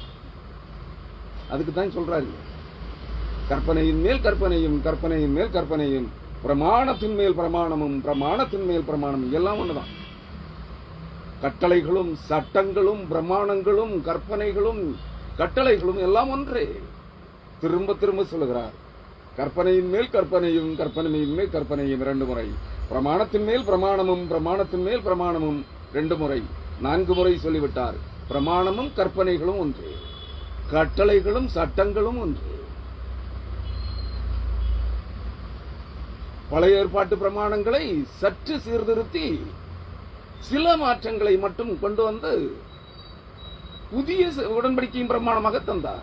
அதிலும் உன் தேவனாகிய கர்த்தரை முழு இதயத்தோடும், முழு ஆத்மாவோடும், முழு மனதோடும், முழு சிந்தையோடும், முழு எண்ணங்களோடும், முழு மனதோடும், முழு உள்ளத்தோடும், முழு ஆவியோடும் சேவிக்க வேண்டும். அப்படி சேவித்தால் தன்னை போல் பிரதிநிதிப்பாய். இந்த 2 சட்டமும் தான் புதிய உடன்படிக்கையின் பிரமாணத்தில் மிகைப்படுத்தப்பட்டவைகள். அதான் 2 முறை சொல்லுகிறார். ஒவ்வொன்றையும் அங்கே சொல்லுகிறார், இங்கே கொஞ்சமும் அங்கே கொஞ்சமும். பழைய ஏற்பாட்டிலே கொஞ்சமும், புதிய ஏற்பாட்டிலே கொஞ்சமும். பழைய ஏற்பாட்டில் சொல்லப்பட்டவைகளில் கொஞ்சம் புதிய ஏற்பாட்டிலே சொல்லப்பட்டிருக்கிறது. புதிய ஏற்பாட்டில் சொல்லப்பட்டவைகளிலே கொஞ்சம் பழைய ஏற்பாட்டிலே சொல்லப்பட்டிருக்கிறது. இங்கே கொஞ்சமும் அங்கே கொஞ்சம். நீ சொல்ற புதிய ஏற்பாடு மட்டும் போதும், நற்செய்தி மட்டும் போதும். நீ நற்செய்தியையும் பிரசங்கிக்கவில்லையே. நற்செய்தி, சுவிசேஷம், சுப விசேஷம், நற்செய்தி என்ன? சிலுவையை குறித்த உபதேசம். நீ நற்செய்தியை கூட பிரசங்கிக்கலையே. புதிய ஏற்பாடு போதும், நற்செய்தி நூல்கள் போதும் என்று சொல்லுகிற இன்றைய ஆவிக்குரிய கிறிஸ்தவர்களே, நான் உங்களிடத்தில் கேட்கிறேன், சிலுவையை குறித்த உபதேசம் அதுதானே நற்செய்தி. அதை எங்க பிரசங்கிக்கிறீங்க? ஆவி அபிஷேகம், முழுக்கு ஸ்நானம், ஆவி அபிஷேகம், அந்நிய பாஷை, வரம், பேய் வெட்டுதல், பிசாசு துரத்துதல், வியாதி குணப்படுத்துதல். இதை தவிர உங்கள்ட்ட என்ன இருக்கு? இங்கே கொஞ்சம் அங்கே கொஞ்சம். உங்களுக்கு தேவைன்னா பழைய ஏற்பாட்டில் கொஞ்சம் ஆசீர்வாதம், புதிய ஏற்பாட்டில் கொஞ்சம் ஆசீர்வாதம், பழைய ஏற்பாட்டில் கொஞ்சம் ஐஸ்வர்யம், புதிய ஏற்பாட்டில் கொஞ்சம் ஐஸ்வர்யம். மொத்தத்தில் பழைய உடன்படிக்கை புத்தகம் வேண்டாம். உங்களுக்கு தேவைன்னா அங்க கொஞ்சம் பிடிங்கிக்கீங்க, அங்க கொஞ்சம் இங்க கொஞ்சம், இங்க கொஞ்சம் அங்க கொஞ்சம். இது உபதேசம் இது இல்லை. அருமையானவர்களே, 11ஆம் வசனம், பரியாச உதடுகளினாலும் அந்நிய பாஷையினாலும் இந்த ஜனத்தோடு பேசுவார். இதுவே பேசுவார், அவர் அல்ல பேசுகிறார். நேற்றைக்கு தெளிவாக சொல்லியிருக்கேன். அனுமதிக்கிறார் அந்த பேச்சுகளை, அந்த பேச்சை பேசுகிற ஆவிகளை உங்களுக்கு அனுமதிக்கிறார். அந்த ஆவிகளை நீங்கள் பரிசுத்த ஆவி என்று எண்ணிக்கொண்டீர்கள். என்ன பேசுவார்? பேச அனுமதிக்கிறார். அவர் செய்கிறார் என்றால் அவர் ஒரு தூதனை அனுப்புகிறார். அவர் ஒரு காரியத்தை செய்கிறார் என்றால் அந்த காரியத்தை செய்வதற்காக ஒரு தூதனை அனுப்புகிறார், ஒரு ஆவியை அனுப்புகிறார். ஏன் இந்த அறிவு உங்களுக்கு இல்லாமல் போயிற்று? அவரே வந்து பேசுகிறார் என்று சொல்கிறீர்கள். கர்த்தர் எங்காகிலும் தேவன் தாமாக வந்து ஒரு காரியத்தை நடப்பித்த காரியம் இருக்கிறதா? வேதகம் இல்லை. தேவன் வந்தார், அவர்கள் மூவராக வந்தார்கள், மனிதர்களாக வழிப்போக்கர்களைப் போல வந்தார்கள். ஆபிரகாமை சந்தித்தார்கள். பிதாவாகிய தேவனும் குமாரனாகிய தேவனும் பரிசுத்தாவியானவராகிய தேவனும் 3 மனிதர்களாக வழிப்போக்கர்களைப் போல வந்து வழிப்போக்கர்கள் பொது வழிச்சாலையிலே நடந்து போகிற வழிப்போக்கர்களை போல வந்தார்கள். வேவரசாக வந்து, அல்லது ஸ்ட்ரேஞ்சர்ஸ், அந்நியர்களை போல வந்தார்கள். வந்து சாட்சால் நம்மை போன்ற மனிதர்களாக 3 பேர் வந்தார்கள். ஆபிரகாமை சந்தித்தார்கள். ஒருவர், பிதாவாகிய தேவன் ஆபிரகாமோடு பேசிக் கொண்டிருந்தார். அவரோடு வந்த மற்ற 2 நபர்கள் அவருடைய தூதர்களாக, பிதாவாகிய தேவனுடைய தூதர்களாக எங்கே சென்றார்கள்? லோத்தின் வீட்டுக்கு, சோதோம் கொமோராவுக்கு சென்றார்கள். அங்கே சென்று மனிதர்களாக வந்து அங்கே சென்று சோதோம் கொமோரா மக்களுடைய ஒழுங்கற்ற வாழ்க்கை முறையை கண்டு அதை வானத்திலிருந்து அக்னியை இறங்க செய்து அழித்தார்கள். நீங்க எந்த அக்னியை இறக்க செய்ய போகிறீர்கள்? பூமியிலே உங்களை பின்பற்றுகிற ஜனங்களின் மேல். சோதோம் கொமோராவில் இறங்கிற தேவன், கர்த்தருடைய தூதர்கள், அதாவது குமாரனாகிய இயேசு கிறிஸ்துவும் பரிசுத்த ஆவியானவராகிய தேவனும் தூதர்களாய் மனிதர்களாய் சென்றவர்கள் வானத்திலிருந்து அக்னி இறங்க செய்தார்கள். பிதாவாகிய தேவன் ஆபிரகாமோடு பேசிக் கொண்டிருந்தார். நீங்க மதுரை பட்டணத்திலே அல்லது சென்னை பட்டணத்திலே இந்த பூமியிலே எந்த அக்னியை இறங்க செய்ய போகிறீர்கள்? சோதோம் கொமோராவிலே இறங்க செய்த அக்னியா? அருமையானவர்களே, அக்னி இறங்கட்டும் இறங்கட்டும், அக்னியை இறக்குகிறோம், எழுப்புதலின் அக்னி எரிகிறது, பற்றி எரிகிறது. சோதோம் கொமோராவை நினைத்துக் கொள்ளுங்கள். உங்கள் அக்கிரமத்தின் நிமித்தம், உங்கள் ஒழுங்கற்ற ஆவிக்குரிய வாழ்க்கை முறையின் நிமித்தம் சோதோம் கொமோராவிலே அக்னி இறங்கினது போல கர்த்தர் ஒருவேளை உங்கள் மேல் அக்னியை இறக்கினால் சாம்பலாய் போவீர்கள். அக்னி அபிஷேகம் என்பது, அக்னி ஸ்நானம் என்பது சிலுவை சுமத்தல், சிலுவை பாடுகளை அனுபவித்தல் என்பதை புரிந்து கொள்ளுங்கள். உபதேசத்தை உங்கள் விருப்பத்திற்கு மாற்றாதீர்கள். உங்களிடத்தில் உபதேசங்கள் இல்லை, ஆனால் மதிகேடர்கள் உங்களை பின்பற்றுகிறார்கள். என்ன செய்கிறது? இதை கேட்டா உங்களுக்கு, இப்படி சொன்னா உங்களுக்கு கோபம் வருது, எரிச்சல் வருது. தேவனுடைய மனுஷர்களை, பரிசுத்த ஆவியினால் நிரப்பப்பட்டவர்களை இவன் குற்றம் பேசுகிறான், குறை சொல்லுகிறான் என்று நிதானமாக யோசித்து பாருங்கள். உங்களுக்கு உண்மை புரியும். சிந்தனை மழுங்கி போனவர்களே, மூளை சலவை செய்யப்பட்டவர்களே, மூளை கழுவப்பட்டவர்களே, முழுக்கு ஸ்நானம் உங்கள் மூளையை, சிந்தனையை கழுவி போட்டது. மூளை சலவை செய்து விட்டார்கள் உங்களை. நன்றாக புரிந்து கொள்ளுங்கள். சிந்திக்க தூண்ட வேண்டும் ஒருவனுடைய பிரசங்கம். என்னுடைய செய்திகளை நீங்கள் கேட்டால் மட்டும் போதாது, சிந்திக்க வேண்டும். சிந்திக்கலைன்னா நீ அந்த செய்தியை ஏற்றுக்கொள்ளவில்லை என்று அர்த்தம். அப்படின்னா ஆமேன் என்பதற்கு பதிலாக ஆமோன்னு தான் எழுதுவார். பக்தி வேடம் போடுகிறீர்கள். அருமையானவர்களே, மனம் திரும்புவதற்காக உங்களுக்கு பிரசங்கிக்கிறேன். இங்கே சொல்கிறேன். அடுத்தது, பரியாச உதடுகளினாலும் அந்நிய பாஷையினாலும் இந்த ஜனத்தோடு பேசுவார். அவரெல்லாம் பேசுகிறார், பரியாச உதடுகளை கொண்டு பேசுகிறார். அவர் சொல்லுகிறார், ஏசாயா 57 வேசிக்கும் விபச்சாரனுக்கும் பிறந்த சந்ததியே, ஆவிக்குரிய விபச்சாரிகளாய் நடக்கிற பிள்ளைகளே, யாரை பரிகாசம் பண்ணுகிறீர்கள்? புரிந்து கொள்ளுங்கள், கம்பேர் பண்ணி பாருங்கள். ஏசாயா 57 அதிகாரம் 3-4 வசனங்களையும் இந்த 28 ஏசாயா 28:11 வசனத்தையும் ஒப்பீடு செய்து பாருங்கள். பரியாச உதடுகளினாலும் அந்நிய பாஷையினாலும் இந்த ஜனத்தோடு பேசுவேன் என்று பேசுவார் என்று சொல்லி இருக்கிறாரே. எந்த ஆவிகள் பேசுகிறது? பரியாசம் பண்ணுகிற உதடுகள் பேசுகிறது, பரியாசம் பண்ணுகிறது. அதான் அந்நிய பாஷை, பொருள் விளங்காத பாஷை, உளறுகிறது. ஆவிகள் உங்களை விழுங்கி போட்டது. பரிசுத்த ஆவியானவரால் நீங்கள் நிரப்பப்படவில்லை, அந்நிய ஆவிகளால் விழுங்கப்பட்டிருக்கிறீர்கள். உங்கள் மூளை சலவை செய்யப்பட்டிருக்கிறது. வார்த்தைகளை அர்த்தம் புரியாமல் புரட்டுகிறீர்கள். தெளிவாக சொல்லப்பட்ட வார்த்தைகள், தமிழ் வார்த்தைகளுடைய அர்த்தத்தை புரட்டுகிறீர்கள் உங்கள் விருப்பம் போல. அருமையானவர்களே, ஒருத்தன் சொல்றான், அந்நிய பாஷைகளை விட ஜபத்தை விட நடனமே வல்லமை மிக்கது. எங்க எல்லாம் போகுது. இதான் ஆவிக்குரிய உலகங்க.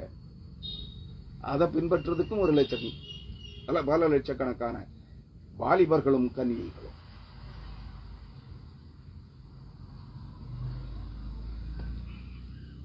கிறிஸ்துவுக்குள் அருமையானவர்களே, இதுவே இளைத்தவனை இளைப்பார பண்ணத்தக்க இளைப்பாறுதல், இதுவே ஆறுதல் என்று அவர்களோட சொன்னாலும் அவர்கள் கேட்க மாட்டோம் என்கிறார்கள். இருதயத்திலே இளைத்து போனவனே, பாரம் சுமந்து இளைப்படைந்தவனே, களைப்படைந்தவனே, சோர்ந்து போனவனே. இளைத்து போறதில் இருந்து சோர்ந்து போகுதல், மனசோர்வு, உடல் சோர்வு, உள்ள சோர்வு, இருதய சோர்வு, ஒட்டுமொத்தமும் சோர்ந்து போனவனே, ஆவிக்குரிய அனுபவங்களிலே சென்று உணர்ச்சி பெருக்கினால் கொந்தளித்து குத்தாட்டமிடுகிறவனே, உன் ஆவிக்குரிய வாழ்க்கையிலே நீ செத்து போயிருக்கிறாய், சோர்ந்து போனாய், மனசோர்வடைந்து விட்டாய், உடல் சோர்வடைந்து விட்டாய். இதுதான் இளைப்பாறுதல் என்று சொன்னாலும் சிலுவையை குறித்த உபதேசம்தான். கட்டளைகள், பழைய ஏற்பாட்டு 10 கட்டளைகளும் புதிய ஏற்பாட்டின் கட்டளைகளும் பிரமாணங்களும் தான் உனக்கு இருதயத்திற்கு, உன் ஆத்மாவுக்கு இளைப்பாறுதலை தரும். மற்றவை அனைத்தும் உனக்கு சோர்வுண்டாக்கும், களைப்புண்டாக்கும் என்பதை நீ மறையாமல் போனாய். உன் இருதயம் துள்ளி குதிப்பதற்காக, உன் உடல் உணர்ச்சி வளப்பட்டு துள்ளி பரவச அனுபவங்களுக்குள்ளே செல்வதற்காக நீ என்ன செய்து கொண்டாய்? பரியாச உதடுகளினால் பேசப்படுகிற அந்நிய பாஷையை, இது ஆவியானவரின் பாஷை என்று நாங்கள் தேவனோடு பேசுகிறோம் என்று எடுத்துக்கொண்டீர்கள். விளங்குதா அருமையானவர்களே? இது இளைப்பாறுதல் தராது. இது இளைப்பாறுதல் என்று நீங்கள் உங்களுக்கு சில மணி நேரங்கள் உங்கள் இருதயங்களுக்கு இளைப்பாறுதல் கிடைப்பது போல் தோன்றும். இது மாயை. ஆனால் நீங்கள் இளைப்பாறுதல் அற்றவர்களாய் நரகாக்கினி கடலிலே தவிக்கிற போது தெரியும். அதுக்கு முன்ன தெரியாது. நன்றாக புரிந்து கொள்ளும் அருமையானவர்களே. அவர் சொல்லுகிறார், மறுபாசைக்காரராலும் மறு உதடுகளாலும் இந்த ஜனத்தினிடத்தில் பேசுவேன். இங்கேயும் தெளிவாத்தான் சொல்றார். அதை எடுத்து பேசுகிற பரிசுத்த பவுல், பரிசுத்த ஆவியானவர் பரிசுத்த பவுலின் மேலிருந்து எடுத்து பேசுகிறார். எப்படி? மறுபாசைக்காரர்களாலும். மறுபாசைன்னா யாரு? அந்நியர்கள், அந்நிய பாஷை, வேற்றுமொழியை பேசுகிறவர்களை கொண்டு, உனக்கு விளங்காத பேச்சையும் அறிதற்கரிய ஒரு விதமான பாஷையும் கொண்ட அந்த மொழியை பேசுகிற மறுபாசைக்காரர்கள், அந்நிய ஜனங்களின் உதடுகள், மறு உதடுகள். மறு உதடுகள், அந்நிய பரியாசம் பண்ணுகிற உதடுகளை கொண்டு அந்நிய அந்த உனக்கு விளங்காத பாஷையை, நீ அறிதற்கரிய ஒரு விதமான பொருளற்ற பாஷையை பேசுகிற அந்த மறு உதடுகளின் ஆவிகள் உங்களிலிருந்து பேசுகிறது. அதை நான் பேச அனுமதிக்கிறேன் என்கிறார். அர்த்தத்தை புரிந்து கொள்ளுங்கள். இந்தியா குலுங்கிற்றென்றால், சென்னை பட்டணம் குலுங்கிற்றென்றால் எது குலுங்கும்? பட்டணம் குலுங்குமா? அப்படின்னா பூமி எதிர்ச்சி வரணும், நிலநடுக்கம் வரணும்.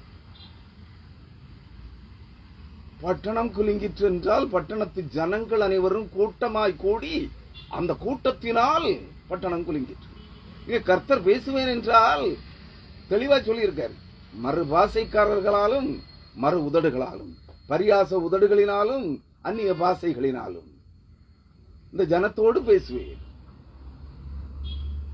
அப்படின்னா பேசுறது யார்? அவர் அல்ல, மறுபாசைக்காரர்களின் உனக்கு விளங்காத பேச்சை பேசின ஒரு கூட்டம் அழிக்கப்பட்ட ஜாதிகளின் உதடுகள் ஆவிகள் உன்னிடத்தில் பேசுகிறார். அது புரிஞ்சு அவைகளை கொண்டு பேச அனுமதிக்கிறார் கர்த்தர். அவர் பேசல. ஏன் இந்த தெளிவு ஆவிக்குரியவர்களுக்கு அபிஷேகம் பெற்றவர்களுக்கு வரவில்லை? காரணம், அந்நிய ஆவிகளால் விழுங்கப்பட்டு விட்டீர்கள், அந்நிய ஆவிகளால் நடத்தப்படுகிறீர்கள். பரிசுத்தாவியானவர் உங்களில் இல்லை. பரிசுத்தாவியானவரை குறித்த அறிவோ தெளிவோ ஞானமோ இல்லை, புத்தியோ. குழந்தைகளாய் இருக்கிறீர்கள். பரிசுத்தாவியானவரை குறித்த காரியங்களிலே, தேவனை குறித்த காரியங்களிலே, கிறிஸ்து இயேசுவின் சிலுவையை குறித்த காரியங்களிலே குழந்தைகளாயிருக்கிறீர்கள் என்பதை புரிந்து அவர் சொல்லுகிறார்.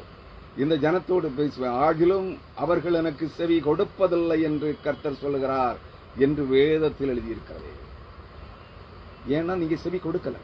நீங்கள் அந்நிய பாஷைகளை பேசுகிறீர்கள், மறுபாஷை பேசுகிறீர்கள், பல பாஷை பேசுகிறீர்கள், வெவ்வேறு பாஷை பேசுகிறீர்கள். ஆனா புது பொருளும் அர்த்தமும் உங்களுக்கு புரியல. அவர் எதுக்காக பேசுகிறார்? அதுக்காகத்தான் நான் தெளிவா 2-3 வாரங்களாக 12ஆம் அதிகாரம், 13ஆம் அதிகாரம், 14ஆம் அதிகாரம் முழுவதும் பேசிக் கொண்டிருக்கிறேன். அந்நிய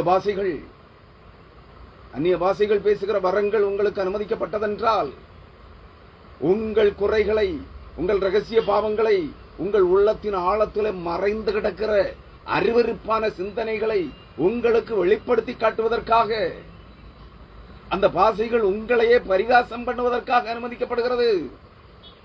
ஆனால் நீங்கள் தேவனுடைய ஜனங்களை பரிகாசம் செய்கிறீர்கள். ஆனால் நீங்கள் பரிசுத்த ஆவியானவரை பரிகாசம் செய்கிறீர்கள். ஆனால் நீங்கள் கர்த்தரை பரிகாசம் செய்கிறீர்கள். அந்த ஆவிகள், அந்த பாஷைகள், நீங்கள் பேசுகிற அந்நிய பாஷைகள், மறு பாஷைகள் அனைத்தும் உங்களையே பரிகாசம் செய்கிறது. அதன் பொருளை அறியாமலும் உணராமலும் வருகிறீர்கள். அதான் அவர் சொல்றாரு, ஆகிலும் அவர்கள் எனக்கு செவி கொடுப்பதில்லை. நீங்கள் செவி கொடுக்க வேண்டும் என்பதற்காக உங்கள் அக்கிரமங்களை அவர் உங்களுக்கு அறிய காட்டுகிறார். உங்கள் இதயத்தின் ஆழத்திலே மறைந்து கிடக்கிற, புதைந்து கிடக்கிற அருவருப்பான பாவங்களை, பாவ எண்ணங்களை, பாவ சிந்தனைகளை உங்கள் வாயிலிருந்து நீங்கள் பேசுகிற அந்நிய பாஷைகளின் மூலமாய் உங்களை பரிகாசம் பண்ணுகிறார் கர்த்தர். நீங்கள் அதன் பொருளை அறியாமலும் உணராமலும் கர்த்தருடைய வார்த்தைகளுக்கு செவி கொடுப்பதில்லை என்று சொல்கிறார். கர்த்தர் சொல்கிறார். புரியுதா? செவி கொடுக்கிறீர்களா? இல்லை. நீங்கள் பரிசுத்த ஆவியானவர் பேசுவதற்கும் செவி கொடுப்பதில்லை, கர்த்தராகிய இயேசு கிறிஸ்துவுக்கும் செவி கொடுப்பதில்லை, சத்திய வேத வசனங்களுக்கும் தேவனுடைய வார்த்தைகளுக்கும் செவி கொடுப்பதில்லை. காரணம், நீங்கள் புத்தி தெளியவில்லை. நீங்களே பேசுகிற அந்நிய பாஷைகளின் அர்த்தத்தை நீங்கள் புரிந்து கொள்ளவில்லை. அது உங்கள் மறைவான பாவங்களை, ரகசிய பாவங்களை, இருதயத்தின் ஆழத்திலே புதைந்து கிடக்கிற உங்கள் அக்கிரம நினைவுகளை, பொல்லாத சிந்தனைகளை உங்களுக்கு வாந்தி எடுத்து அந்நிய பாஷைகளின் மூலமாக உங்களுக்கு சொல்லுகிறது. அதன் பொருளை அறியாமலும் உணராமலும் மனம் திரும்ப மனமற்றவர்களாக இருக்கிறீர்கள். இத்தனை ஆண்டுகளாய் பேசிக் கொண்டிருக்கிறீர்கள். அந்த பாஷை என்னுடைய அக்கிரமத்தை தான் எனக்கு தெரிய காட்டுகிறது, என்னிடத்தில் இருந்து கூக்குரல் எழுகிறது என்று நீ அறிந்து கொள்ள முடியாதவனாகிவிட்டாய். ஆவிக்குரிய கிறிஸ்தவனே, தீர்க்கதரிசியே, அப்போஸ்தலனே, ஊழியக்காரனே, ஊழியக்காரியே, அந்நிய பாஷைக்காரர்களே, தெளிவா சொல்லியிருக்காரு. ஆகிலும் அவர்கள் எனக்கு செவி கொடுப்பதில்லை என்று கர்த்தர் சொல்கிறார். அந்நிய பாஷைகளின் மூலமாய் தினந்தோறும் பேசிக் கொண்டிருக்கிறார். ஆனாலும் உங்கள் அக்கிரமங்களை குறித்த சிந்தனை, உணர்த்துதலே உங்களுக்கு வரவில்லை. ஏன்? மூளை மழுங்கி போனது, மனசாட்சி செத்து போனது. எப்படி உணர்வீர்கள்? நாங்கள் பரிசுத்தவான்கள் என்று எண்ணிக்கொண்டிருக்கிறீர்கள். ஒரு காலம் இல்லை. இந்த எண்ணங்களை விட்டு விலகி அப்படி இருக்க அந்நிய பாஷைகள் விசுவாசிகளுக்கு அடையாளமாயிராமல். ஏதாவது புரியுதா? அந்நிய பாஷைகள் யாருக்கு அடையாளமாய் இராமல் யாருக்கு அடையாளம் அல்ல? அந்நிய பாஷையை பேசுகிறவர்களுக்கு அவர்கள் விசுவாசிகள் என்பதற்கு அடையாளம் அல்ல. இவர்கள் அவிசுவாசிகள், விசுவாசம் இல்லாதவர்கள், கிறிஸ்துவின் சிலுவையை குறித்த உபதேசத்தின் மேல் விசுவாசம் இல்லாதவர்கள். இதுக்கு மேல தெளிவா சொல்ல முடியாது. விசுவாசம் அற்றவர்கள். அந்நியவாசிகள் யாருக்கு அடையாளமா? விசுவாசம், கிறிஸ்துவின் சிலுவையை குறித்த நற்செய்தி, கிறிஸ்துவின் சிலுவை பாடுகள், உயிர்த்தெழுதல், மரணம், உயிர்த்தெழுதல், ரத்தம் சிந்துதலை குறித்த விசுவாசம் அற்றவர்களுக்கு, விசுவாசம் கிறிஸ்துவின் சிலுவையை குறித்த உபதேசத்தில் விசுவாசம் இல்லாத நம்பிக்கையற்ற பக்தி வேடதாரிகளுக்கு இது அடையாளமாம். கிறிஸ்துவின் சிலுவையை குறித்த உபதேசத்திலே விசுவாசமாயிருக்கிறவர்கள் கிறிஸ்துவின் சிலுவையையும், சிலுவையில் அவர் பட்ட வேதனைகள், பாடுகளையும், அவர் சிந்தின ரத்தத்தையும் குறித்த உபதேசத்தை விரும்பி கேட்கிறவர்களுக்கு அந்நிய பாஷை அடையாளம் அல்ல. விளங்குதா? விசுவாசம் அற்றவர்களுக்கு, கிறிஸ்துவின் சிலுவையை குறித்த உபதேசத்தை அறியாதவர்களுக்கு இது அடையாளம். அதாவது அவிசுவாசிகளுக்கு அடையாளம். தெளிவா சொல்லியிருக்காரு. அர்த்தமே புரியலையா? இதுக்கு மேல எப்படி தெளிவுபடுத்துறது? அப்படி இருக்க அந்நிய பாஷைகள் விசுவாசிகளுக்கு அடையாளமாயிராமல், அப்படின்னா அடையாளம் அல்ல, விசுவாசிகளுக்குரிய அடையாளம் அல்ல அந்நிய பாஷை. நீங்க என்ன சொல்றீங்க? ஒருபடி மேல போயிட்டீங்க. ரட்சிப்பின் அடையாளம், ஆவி அபிஷேகத்தின் அடையாளம், விசுவாசத்திற்கு அடையாளம். விசுவாசிக்கே இது அடையாளம் இல்லையா? இது எப்படி ரட்சிப்புக்கு அடையாளம் அந்நிய பாஷை? யோசிக்கவே மாட்டீங்களா? மதிகட்ட மூடர்களா, முட்டாள்களா நீங்கள் கிறிஸ்துவை குறித்த விசுவாசத்திலே, கிறிஸ்துவின் உபதேசம், சிலுவையை குறித்த உபதேசத்திலே நீங்கள் விசுவாசிக்கவில்லை. சிலுவை வேண்டாம், சிலுவையில் சிந்தின ரத்தம் வேண்டாம், சிலுவையில் பாடுபட்டு மரித்த இயேசு வேண்டாம், ஆவி மட்டும் வேணுங்கிறீங்க. சிலுவையை குறித்த உபதேசத்தை உங்களுக்கு கற்பிக்கவும் இல்லை, நீங்கள் பிரசங்கிக்கவும் இல்லை, நீங்கள் கேட்கவும் இல்லை, படிக்கவும் இல்லை, விரும்பவும் இல்லை, அதை விசுவாசிக்கவும் இல்லை. அப்படின்னா நீங்க யாருக்கு, எதுக்கு கிறிஸ்தவ விசுவாசிகள் அல்ல. அந்த கிறிஸ்தவ விசுவாசிகளுக்கு அடையாளம் அல்ல எது? அந்நிய பாஷை. விசுவாசம் இல்லாதவர்களுக்கு அடையாளம். அதுவே உங்களுக்கு புரிகிறது. சிலுவையை குறித்த, கிறிஸ்துவின் சிலுவையை குறித்த உபதேசத்தின் மேல் நம்பிக்கையை அற்றவர்களுக்கான அடையாளம் அந்நிய பாஷை. அப்படின்னா அந்நிய பாஷை பேசுறவங்க யாரு? கிறிஸ்தவர்களா? இல்லை. ஆனால் அப்படி இருக்க அந்நிய பாஷைகள் விசுவாசிகளுக்கு அடையாளமாய் இல்லாமல், நன்றாக புரிந்து கொள்ளுங்கள், விசுவாசிகளுக்கு அது அடையாளம் அல்ல. ஆனால் அவிசுவாசிகள் என்றார், கிறிஸ்துவின் சிலுவையை குறித்த உபதேசத்தை நம்பாதவர்கள், ஏற்றுக்கொள்ளாதவர்கள், விசுவாசிக்காதவர்கள், அவிசுவாசிகள், அவநம்பிக்கை கொண்டவர்களுக்கு அடையாளமாயிருக்கு. யாருக்கு அடையாளம்? தெளிவா சொல்லப்பட்ட கிறிஸ்துவின் சிலுவையை குறித்த உபதேசத்தை விசுவாசியாதவர்களுக்கு அந்நிய பாஷைகள் அடையாளமாயிருக்கு. நீ எப்படி நான் கிறிஸ்துவை உடையவன், நான் பரிசுத்தாவியின் அபிஷேகம் பெற்றவன், நீ அதை விசுவாசத்தை விட்டு தாண்டி போயிட்டியே. உனக்கு விசுவாசமே இல்லை. கிறிஸ்துவை சிலுவையை குறித்த, சிலுவை பாடுகளை குறித்த விசுவாசமே உனக்கு இல்லை. ஆனால் நீ ரட்சிக்கப்பட்டேன் என்கிறாய், ஆனால் நீ பரிசுத்தாவியின் அபிஷேகம் பெற்றேன் என்கிறாய். அபிஷேகத்தின் அடையாளம் அந்நிய பாஷை என்கிறாய். இங்க விசுவாசிக்க, சிலுவையை குறித்த உபதேசத்தை விசுவாசியாத அவிசுவாசிக்கு அது அடையாளமா? நீ 2 படி மேல போய் நான் அபிஷேகம் பெற்றவனுக்கு அடையாளம் என்கிற. இது எப்படி ஏற்றுக்கொள்வது? அடிப்படையில் நீ விசுவாசியே இல்லை. கிறிஸ்து எனக்காக சிலுவையிலே பாடுபட்டார், ரத்தம் சிந்தினார், மரித்தார், அடக்கம் பண்ணப்பட்டார், உயிரோடு எழுந்தார், இன்று ஆவியானவராக பரலோக ராஜ்யத்தில் இருக்கிறார் என்கிற நம்பிக்கையே, விசுவாசமே உனக்கு அடிப்படை விசுவாசமே இல்லை. நீ அந்நிய பாஷையை பேசுற, ஆனா நீ சொல்லுற அவநம்பிக்கை கொண்டவர்களுக்கு, அவிசுவாசிக்கு அடையாளம் அந்நிய பாஷை என்கிறது வேதவசனம். நீ சொல்ற அபிஷேகம் பெற்றவர்களுக்கு, நீ பெற்ற பரிசுத்த ஆவியின் அபிஷேகத்திற்கு அடையாளம் அந்நிய பாஷைங்கிற. என்ன இது? ரட்சிப்பின் அடையாளம் அந்நிய பாஷைங்கிறார். யாரை கேட்டாலும் ரட்சிக்கப்பட்டீங்களா? இல்ல. அந்நிய பாஷை பேசுறீங்களா? இல்ல. என்ன ரட்சிக்கப்பட்ட அந்நிய பாஷை பேசினா ரட்சிக்கப்பட்டவன் அர்த்தமா? வேத வசனம் சொல்லுகிறது அவன் விசுவாசியே அல்ல. அந்நிய பாஷையை பேசுகிறவர்கள் விசுவாசிகளே அல்ல. நீங்க எப்படி நாங்கள் ரட்சிக்கப்பட்டவர்கள், நாங்கள் பரிசுத்த ஆவியின் அபிஷேகம் பெற்றவர்கள் என்று சொல்லுகிறீர்கள்? அபிஷேகத்தின் அடையாளம், ரட்சிப்பின் அடையாளம் அந்நிய பாஷை என்று சொல்லுகிறீர்கள். அடிப்படையில் விசுவாசமே அற்றவன் நீ எப்படி ரட்சிக்கப்பட்டாய்? நீ எப்படி அபிஷேகம் பெற்றாய்? சிந்திக்க மாட்டீங்க. இதுதானே உங்களுக்கு சரியான வார்த்தை. மூளை சலவை செய்யப்பட்டு விட்டீர்கள். முழுக்கு ஸ்நானத்தின் வழியாய் நீங்கள் மூளை செயலற்றதாகிவிட்டது. சிந்தனை தவறிவிட்டீர்கள். சிந்தனையற்ற மூளை சலவை செய்யப்பட்டு மூளை செத்துப்போன கிறிஸ்தவர்களாய் இருக்கிறீர்கள். அருமையானவர்களே, ஆகையால் 23ஆம் அதிகாரம் வசனம் 1 கொரிந்தியர் 14ஆம் அதிகாரம் 23ஆம் வசனம். ஆகையால் சபையாரெல்லார் சபையிலே ஆராதனைக்காக கூடி வருகிற, ஜபத்திற்காக பிரசங்கம், சத்திய வசனங்களை கேட்க வேண்டும் என்று கூடி வருகிற ஜனங்களுக்கு சிலுவையை குறித்த உபதேசத்தை அறிய வேண்டும், கேட்க வேண்டும். ரட்சிப்பின் நற்செய்தியாகிய சிலுவையை குறித்த உபதேசம், ரட்சிப்பின் நற்செய்தி. நீங்களும் உங்கள் ரட்சிப்பின் நற்செய்தியாகிய சத்திய வசனத்தை கேட்டு விசுவாசிகள் ஆனபோது வாக்குத்தத்தம் பண்ணப்பட்ட பரிசுத்த ஆவியானவரால் கிறிஸ்துவுக்குள் முத்திரை போடப்பட்டீர்களே. போடப்பட்டீங்களா?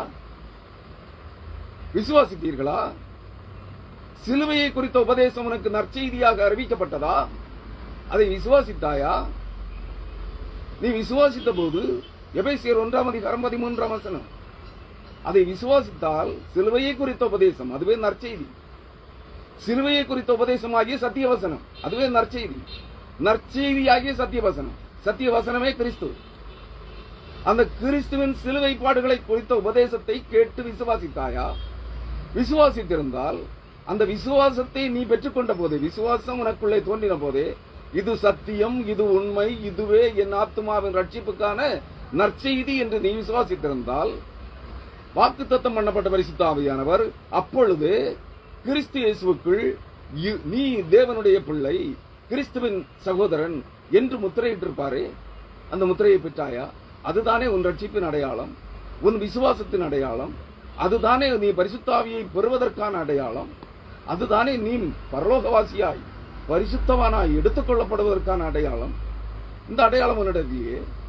ஆனால் விசுவாசம் அற்றவர்களுக்கு அடையாளமாகிய அந்நிய பாஷையின் அடையாளம் தானே உன்னிடத்தில் இருக்கிறது. நீ எப்படி பரலோகத்திற்கு எடுத்துக் கொள்ளப்படுவாய்?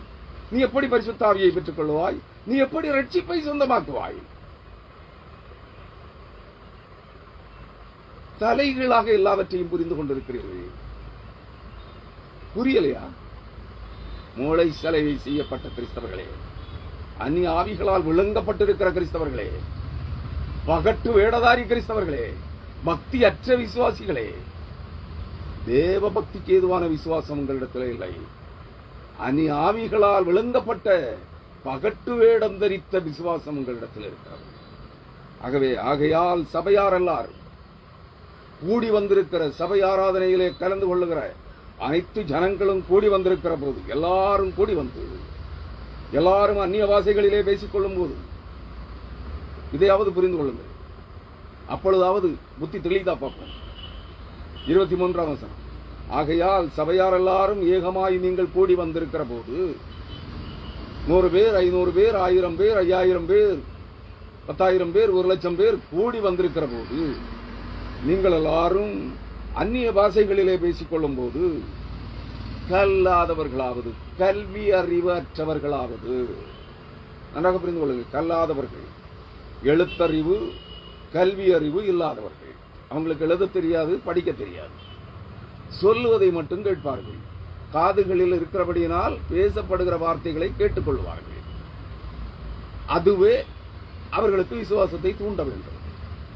நீங்கள் எல்லாரும் ஒரு 1000 பேர் அல்லது 5000 பேர் அல்லது 500 பேர் அல்லது 200 பேர், 100 பேர், 50 பேர் கூடியிருக்கிறீங்க. கூடியிருக்கிற மேடைகளிலே அல்லது 1,00,000 பேர், 2,00,000 பேர் கூடியிருக்க, கடல் அலை கடல் என கூடியிருக்கிறீர்கள். அந்த கூட்டத்தில் கல்வி அறிவற்றவர்கள், எழுத படிக்க தெரியாதவர்கள் அந்த கூட்டத்தில் கூடி வரும்போது அங்கே என்ன நடக்கிறது? தேவனை குறித்து பேசுகிறார்களாம், ரட்சிப்பை குறித்து பேசுகிறார்களாம், பரலோக வாழ்வை குறித்து பேசுகிறார்களாம், மீட்பை குறித்து பேசுகிறார்களாம். அது என்ன என்று கேட்போம் என்று அங்கே வருகின்ற போது, நீங்கள் அனைவரும் அந்நிய பாஷைகளிலே பேசிக் கொள்கிறீர்கள். கூடி வந்திருக்கிற அத்தனை பேரும் 1,00,000 பேர் அந்நிய பாஷையில பேசுறாங்க. அப்போ கல்லாதவர்களாவது அவிசுவாசிகளாவது, அவிசுவாசின்னா கிறிஸ்தவர்கள் அல்லாதவர்கள். இந்த இடத்துல அவிசுவாசிகள் யாரு? கிறிஸ்தவர் அல்லாதவர்கள், கிறிஸ்துவை இரட்சகராக, தேவனாக, கடவுளாக ஏற்றுக்கொள்ளாதவர்கள், அந்நிய மதத்தவர்கள், அந்நிய சமயத்தவர்கள், கிறிஸ்துவை அறியாதவர்கள், கிறிஸ்துவை அறிந்தும் ஏற்றுக்கொள்ளாதவர்கள், அவர்கள் அப்படிப்பட்டவர்கள் அங்கே உள்ளே கடந்து வந்தால், ஒன்று கல்வி அறிவற்றவர்கள், எழுத படிக்க தெரியாதவர்கள், இன்னொன்று இயேசு கிறிஸ்துவை அறிந்தும் ஏற்றுக்கொள்ளாதவர்கள், இயேசு கிறிஸ்துவை அறியாதவர்கள். இப்படிப்பட்டவர்கள் யாராயிலும் அங்கே உள்ளே கடந்து வந்தால்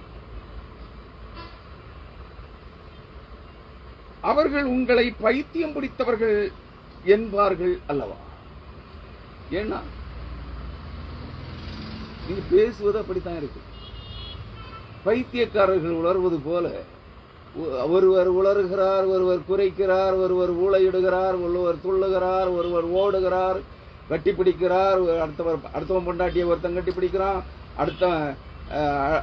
அடுத்தவன் பொண்டாட்டி இன்னொருத்தனை கட்டி பிடிக்கிறா.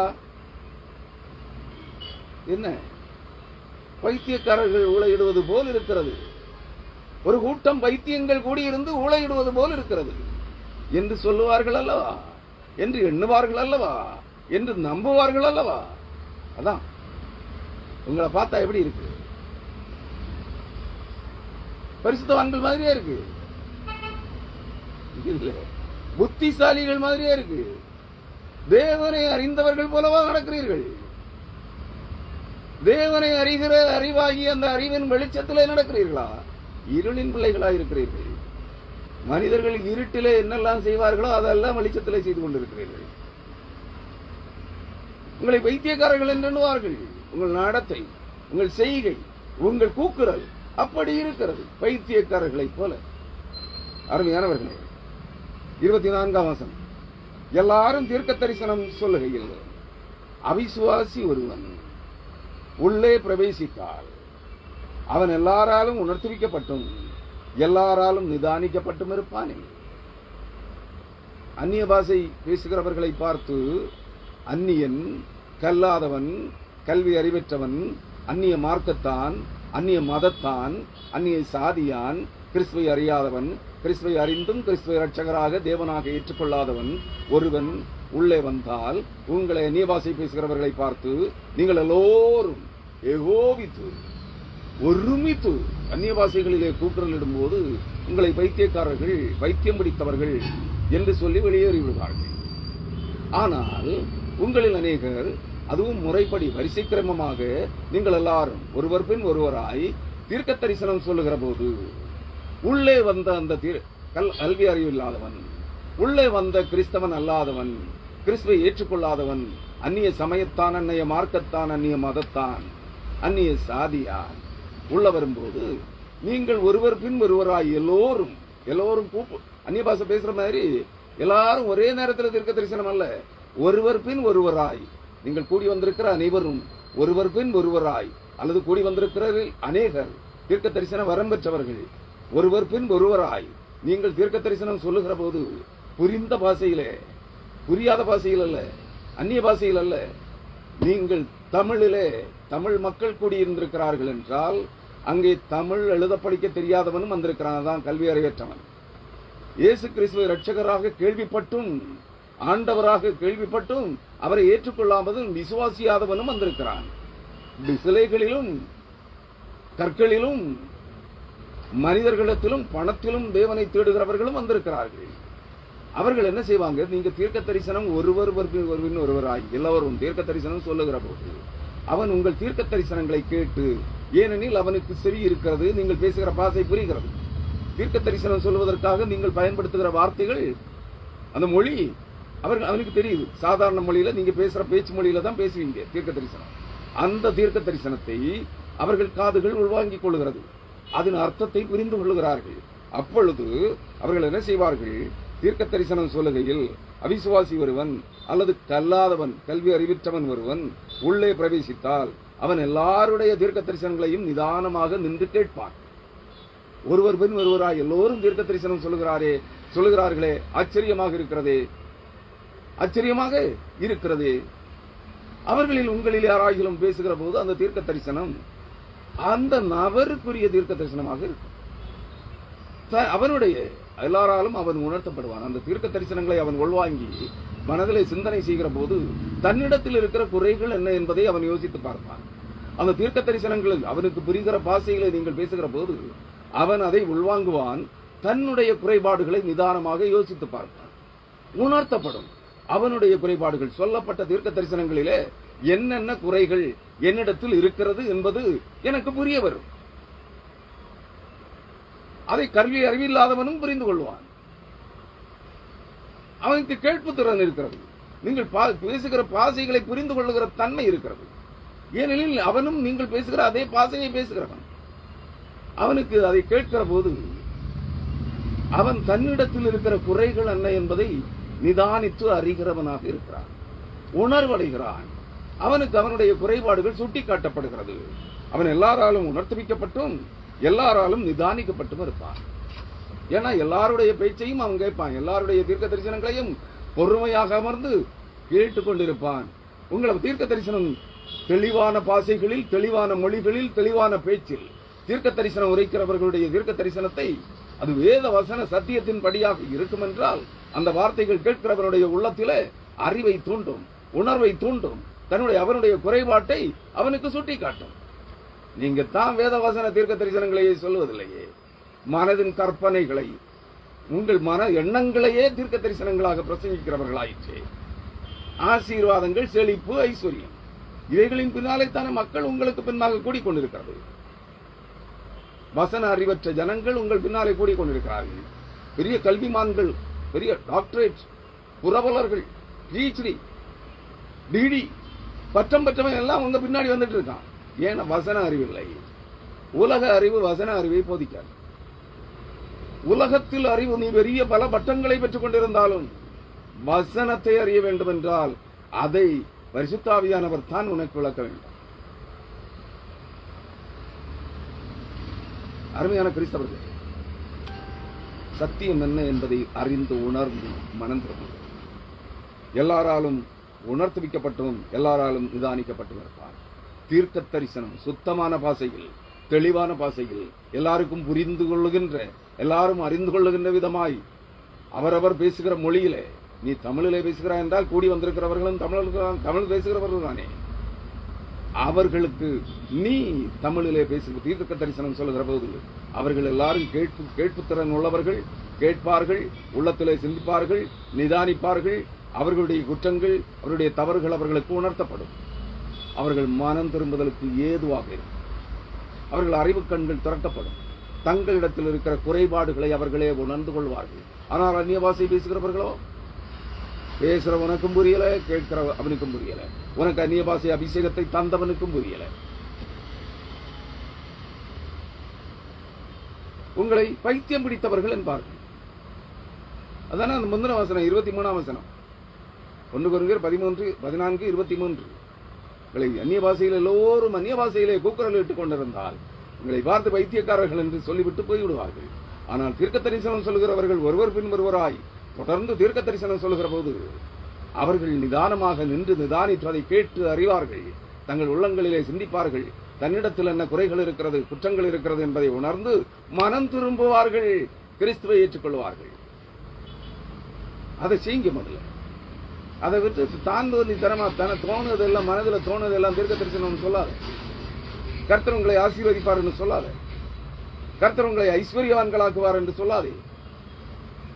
இந்த உலகத்தில் கர்த்தர் உங்களுக்கு தந்து தருகிறார். உங்களை ஆசீர்வதிக்கலாம், உங்களை ஐஸ்வர்யவான்களாக்கலாம். ஆனால் இந்த ஐஸ்வர்யங்களோ உலகத்தின் ஆசீர்வாதங்களையோ கொண்டு நீங்கள் பரலோகத்திற்குள்ளே பிரவேசிக்க முடியாது. எல்லாத்தையும் விட்டுட்டு தான் போகணும். அப்படியானால் நித்தியத்திற்குரியது அல்ல. உலகத்திலே நீங்கள் சம்பாதிக்கிற, கிறிஸ்துவின் பெயரால் சம்பாதிக்கிற எந்த சம்பாத்தியமும், எந்த ஐஸ்வர்யமும் எந்த ஆசீர்வாதமும் நீங்கள் பரலோகத்திற்கு கொண்டு போக முடியாது. இதெல்லாம் விட்டுட்டு தான் போகணும். உலகப் பொருளுக்காக பிரசங்கிக்கிறவர்களே, உலகப் பொருளுக்காக தீர்க்க தரிசனம் சொல்லுகிறவர்களே, உலகப் பொருளுக்காக, உலக ஆசீர்வாதங்களுக்காக அந்நிய பாஷை பேசுகிறவர்களே, மனம் திரும்ப மாட்டீர்களா? தவறை உணர்ந்து கொள்ள மாட்டீர்களா? எங்கே தவறு செய்கிறீர்கள்? எவைகளிலே தவறு செய்து கொண்டிருக்கிறீர்கள்? எப்படி தவறுகளை நடப்பித்துக் கொண்டிருக்கிறீர்கள்?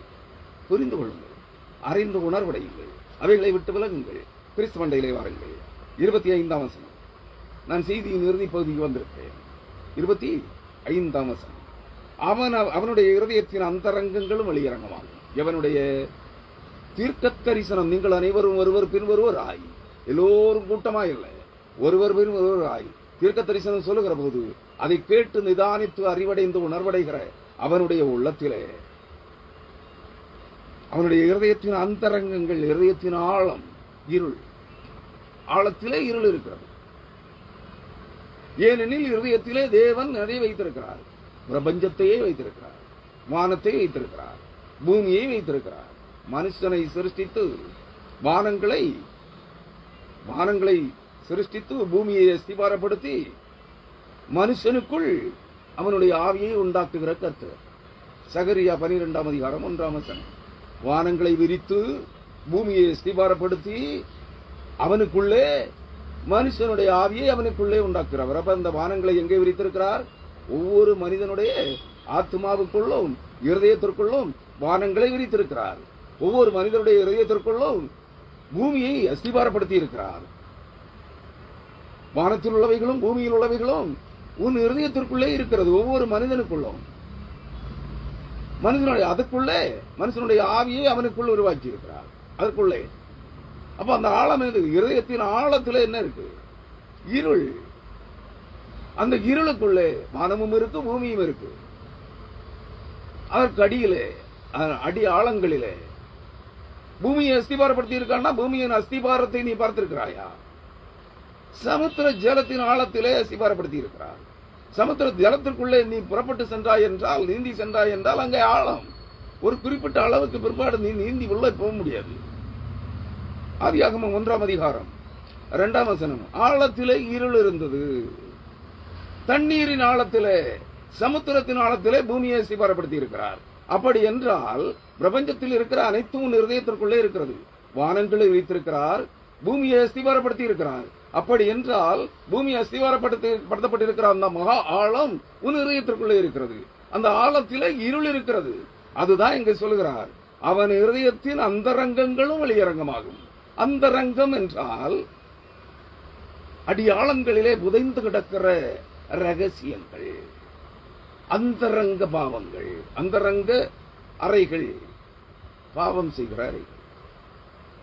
அரண்மனைகளிலே அந்தப்புறம், அந்தரங்க, அதாவது அரசனும் அரசியும் அவர்கள் படுத்துக் கொள்ளுகிற இடம் அந்தரங்க அறைகள்.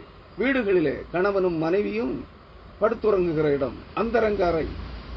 அதுபோல உன் இருதயத்திற்குள்ளே தேவனுக்கு பிரியமில்லாத காரியங்கள் எல்லாம் புதைந்து கிடக்கிறது. உள்ளே அந்தரங்க அறைகளுக்குள்ளே, அந்தரங்க அறைகள் இருட்டாகத்தான் இருக்கு. அந்த இருட்டறைகளிலே உதைந்து கிடக்கிற ரகசியங்களை அவனுடைய இருதயத்தின் அந்தரங்கங்களும் வெளியரங்கமாகும். எது வெளியரங்கமாகும்? சத்திய வசன தீர்க்க தரிசனங்கள், மனதின் கற்பனை தீர்க்க தரிசனங்கள் அல்ல. நீ மன பிரமையினால், சித்த பிரமையினால், பாண்டசிஸ் என்று சொல்லப்படுகிற மனதின் எண்ணங்கள், மனதின் கற்பனைகள் காட்சிகளாய் உருமாறி நீ காண்கிற காட்சிகள் அல்ல. அது மாயையான அந்த சொப்பனங்கள் அல்ல. தீர்க்க தரிசனங்கள் வேதாகமத்தில், சத்திய வேதாகமத்தில் முன்னுரைக்கப்பட்டிருக்கிற சத்திய வசனங்களே கர்த்தருடைய தீர்க்க தரிசனங்கள். அந்த தீர்க்க தரிசனங்களை நீ பேசுகின்ற போது அதை கேட்டுக்கொள்ளுகிற அந்நியன், கிறிஸ்தவன் அல்லாத புறசாதியான், புற சமயத்தான், புற மதத்தான், கிறிஸ்துவை அறிந்தும் கிறிஸ்துவை ஏற்றுக்கொள்ளாதவன், கிறிஸ்துவை விசுவாசியாதவன், கிறிஸ்துவின் சிலுவை பாடுகளாகிய சிலுவையை குறித்த உபதேசத்தை அறிந்தும் அறியாதவனை போல நடித்துக் கொண்டிருக்கிற கிறிஸ்தவன், அறியாதவன், ஏற்றுக்கொள்ளாதவன், அவன் நீ சொல்லுகிற தீர்க்க தரிசன வார்த்தைகளை உள்வாங்கி கிரகித்துக் கொள்ளுகின்ற போது அவன் இதயத்தின் அடி ஆழங்களிலே மறைந்து கிடக்கிற ரகசியங்கள், அவனுடைய ரகசிய வாழ்க்கை முறை, அருவருப்பான அசுத்தம் நிறைந்த பொல்லாப்புகள் நிறைந்த வாழ்க்கை முறை, அவனுக்கு அது வெளியரங்கமாக்கும் தீர்க்க தரிசனம். நீ பேசுகிற தீர்க்க தரிசனம் என்று சொல்லுகிறார். அப்படின்னா அவன் முகங்குப்பற விழுந்து, பிந்தின வசனம் தான் உனக்கு இம்பார்ட்டன்ட். 25ஆம் வசனத்தினுடைய பிற்பகுதி நன்றாக கேட்டுக்கொள்ளுங்கள்.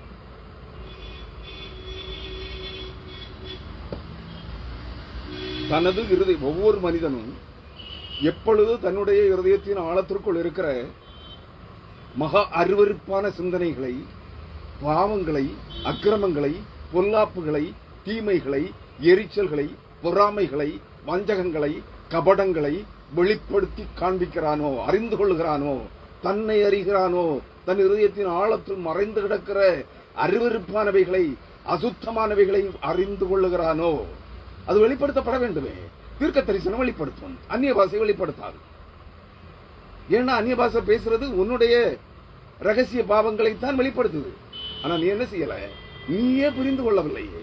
அந்நிய பாஷை பேசுகிறவனே உன்னிடத்தில் இருக்கிற ரகசியங்களை அந்த அந்நிய பாஷையின் மூலமாய் பரியாச உதடுகளை கொண்டு கர்த்தர் பேச வைக்கிறார், வெளிப்படுத்துகிறார். உனக்கு உன்னை கேவலப்படுத்த கூடாது என்பதற்காக நீ அதை புரிந்து கொள்ளவில்லையே, மனம் திரும்பவில்லையே. நீ அவிசுவாசியாக, அவநம்பிக்கை கொண்டவனாக, கிறிஸ்துவின் உபதேசத்தை விசுவாசியாதவர், விசுவாசமற்ற சந்ததியாகத்தானே இருக்கிறாய். ஆனால் தீர்க்க தரிசனம் உனக்கே அது உணர்த்தும். சத்திய வசனம், தீர்க்க தரிசன வார்த்தைகள் என்றால் சத்திய வசனங்கள். சத்திய வசனங்கள் நீ தீர்க்க தரிசனமாக உரைக்க சொல்லுகிற போது அது கேட்கிறவனுடைய உள்ளத்திலே, அவனுடைய இருதயத்திலே மறைந்து கிடக்கிற சகல அருவருப்புகளையும் வெளிப்படுத்தும், உனக்கும் வெளிப்படுத்தும். பேசுகிற உன்னையும் சத்திய வசனம் இருபுறமும் கருக்குள்ள பட்டயம், அது கேட்கிறவனையும் விட்டும் பேசிக் கொண்டிருக்கிற உன்னையும் விட்டும். புரிந்து கொள். அப்படின்னா அவன் என்ன செய்வானா, அவன் முகங்குப்பற தன் தவறுகளை உணர்ந்து கொள்ளுகிறவன். உன்னிடத்தில் கர்த்தர் இருக்கிறார், ஆண்டவராகிய இயேசு கிறிஸ்து உன்னோடு இருக்கிறார், அவருடைய ஆவி, சத்திய ஆவியானவர் உன்னில் இருந்து இந்த வார்த்தைகளை பேசுகிறார் என்பதை அறிந்து கொள்ளுவான். தேவனாகிய கர்த்தர், தேவனுடைய ஆவியானவர் உன்னிலிருந்து அந்த தீர்க்க தரிசன வார்த்தைகளை பேசுகிறார் என்பதை அறிந்து கொள்ளுவான். அவரே கர்த்தரே தேவன் என்று அறிக்கை செய்யும் அளவுக்கு அவன் வருவான். அவன் அப்பொழுது என்ன செய்வான், அவன் முகங்குப்பற விழுந்து தேவனை பணிந்து கொள்ளுவான், உன்னை அல்ல. தீர்க்கதரிசியே, அப்போஸ்தலனே, பிரசங்கியாரே, ஊழியக்காரனே, ஊழியக்காரியே, விசுவாசியே, உன்னை அல்ல. நீ உன் மூலமாய் பேசப்படுகிற சத்திய வசனங்களாகிய தீர்க்க தரிசனங்களை அவன் தீர்க்க தரிசன வார்த்தைகளால் செவிகளிலே கேட்கிற போது தன்னுடைய குற்றங்கள், பாவங்கள் அனைத்தும் தூண்டி எழுப்பப்பட்டு அவன் தன்னை அறிகிறான். தன்னை அறிந்த பிற்பாடு தன் அருவருப்புகளை உணர்கிறான். தன்னையே அருவருக்க தொடங்குகிறான். அருவருத்தவுடன், ஓ, தேவனுடைய ஆவியானவர், கிறிஸ்துவின் ஆவியானவர், சத்திய ஆவியானவர், பரிசுத்த ஆவியானவர் இவர்களிலே இருந்து எனக்கு என்னுடைய பாவங்களை, மறைவான பாவங்களை, ரகசிய பாவங்களை வெளிப்படுத்துகிறார். இவரே தேவன் என்று சொல்லி முகங்குப்பற விழுந்து கர்த்தரை பணிந்து கொள்ளுவான். தேவன் வெய்யாய் உங்களுக்குள்ளே, உங்கள் நடுவிலே இருக்கிறார் என்று அறிக்கையிடுவான். இது சாட்சிங்க, உங்களை குறித்த சாட்சி. ஆவிக்குரிய விசுவாசிகளே, ஆவிக்குரிய ஊழியக்காரர்களே, ஆவிக்குரிய ஊழியக்காரிகளே, ஆவிக்குரிய அப்போஸ்தலர்களே, ஆவிக்குரிய தீர்க்கதரிசிகளே, இது சாட்சி. அவன் உங்களை வணங்க மாட்டான், நிற்கிற இடத்திலே முகங்குப்பற விழுவான். ஆண்டவர் உங்கள் நடுவிலே, கர்த்தராகிய இயேசு கிறிஸ்து உங்கள் நடுவிலே, தேவனாகிய கர்த்தர் உங்கள் நடுவிலே, பரிசுத்த ஆவியானவராகிய தேவன் உங்கள் நடுவிலே இருக்கிறார், உங்களுக்குள்ளே இருக்கிறார் என்று முகங்குப்பற விழுந்து சாட்சி பகர்ந்து கர்த்தரை பணிந்து கொள்ளுவான். முகங்குப்பற விழுந்து நீ பேவரட்டும் போது எல்லாத்தையும் மல்லாக்கையில தள்ளுற, பின்னோக்கி தள்ளுகிறாயே. ஒரு தினம் மல்லாக்க கமந்து முகங்குப்பற விழலையே, உன்ட பரிசுத்தாவி இருக்கா? தீர்க்கதரிசிகளே, அப்போஸ்தலர்களே, பகட்டு வேடதாரிகளே, போலி வேடதாரிகளே, மாயக்காரர்களே, மனந்திருமங்கள் என்று கர்த்தர் அழைக்கிறார். அந்நிய பாஷை பேசுகிறதை பார்க்கலும் தீர்க்க தரிசனம் சொல்லுதலே மேல். வேத வசனங்களை தீர்க்க தரிசனங்களாய் சொல்ல வேண்டும். நீ சொல்லலையே, சொல்லலையே. வேத வசனங்களையே தொடமாட்டேங்கிறார். பழைய ஏற்பாடு வேண்டாம், தீர்க்க தரிசன புத்தகங்கள் வேண்டாம், நற்செய்தி நூல்கள் வேண்டாம், நற்செய்தி நூல்களிலே நற்செய்தி ஆகிய சிலுவையின் உபதேசம் வேண்டாம், ஆசீர்வாதங்கள் வேண்டும், ஐஸ்வர்யங்கள் வேண்டும், ஆவிகள் வேண்டும். நீங்கெல்லாம் கிறிஸ்தவர்கள் என்று சொன்னால் யாரை நம்ப சொல்லுகிறீர்கள்? வசன அறிவற்றவர்கள் உங்களை நம்புவார்கள், உங்களை பின்பற்றுவார்கள். கோடானு கோடி பேர் உழைக்காமல் பிழைக்க விரும்புகிறவர்கள், வருத்தப்படாமல் வேதனைப்படாமல் பிள்ளை பெற தொடங்குகிறவர்கள், சிலுவை சுமக்க பழகாமல் சிலுவையின் பாடுகளை வாழ்க்கையின் அனுபவங்களாக்கி அனுபவிக்க பழகாதவர்கள் உங்களை பின்பற்றுவார்கள். நீங்கள் ஆவிக்குரியவர்கள் அல்ல, செத்தவர்கள், திறந்திருக்கிற பிரேத குழிகள். அநேகரை இழுத்து அந்த பிரேத குழிகளுக்குள்ளே தள்ளிக் கொண்டிருக்கிறீர்கள். நாங்கள் பிரேத குழிகளிலே விழுந்து விட்டோம், நீங்களும் எங்களோடு விழுந்து விடுங்கள், வாருங்கள். நாங்கள் திறந்திருக்கிற பிரேத குழிகளாக இருக்கிறோம். அந்நிய பாசைக்காரர்கள் அனைவரும் திறந்திருக்கிற பிரேத குழிகளே. ஏன்னா எரேமியா 5ஆம் அதிகாரம் 15ஆம் வசனம், 16ஆம் வசனம், 17ஆம் வசனம் அப்படித்தான் சொல்லுது.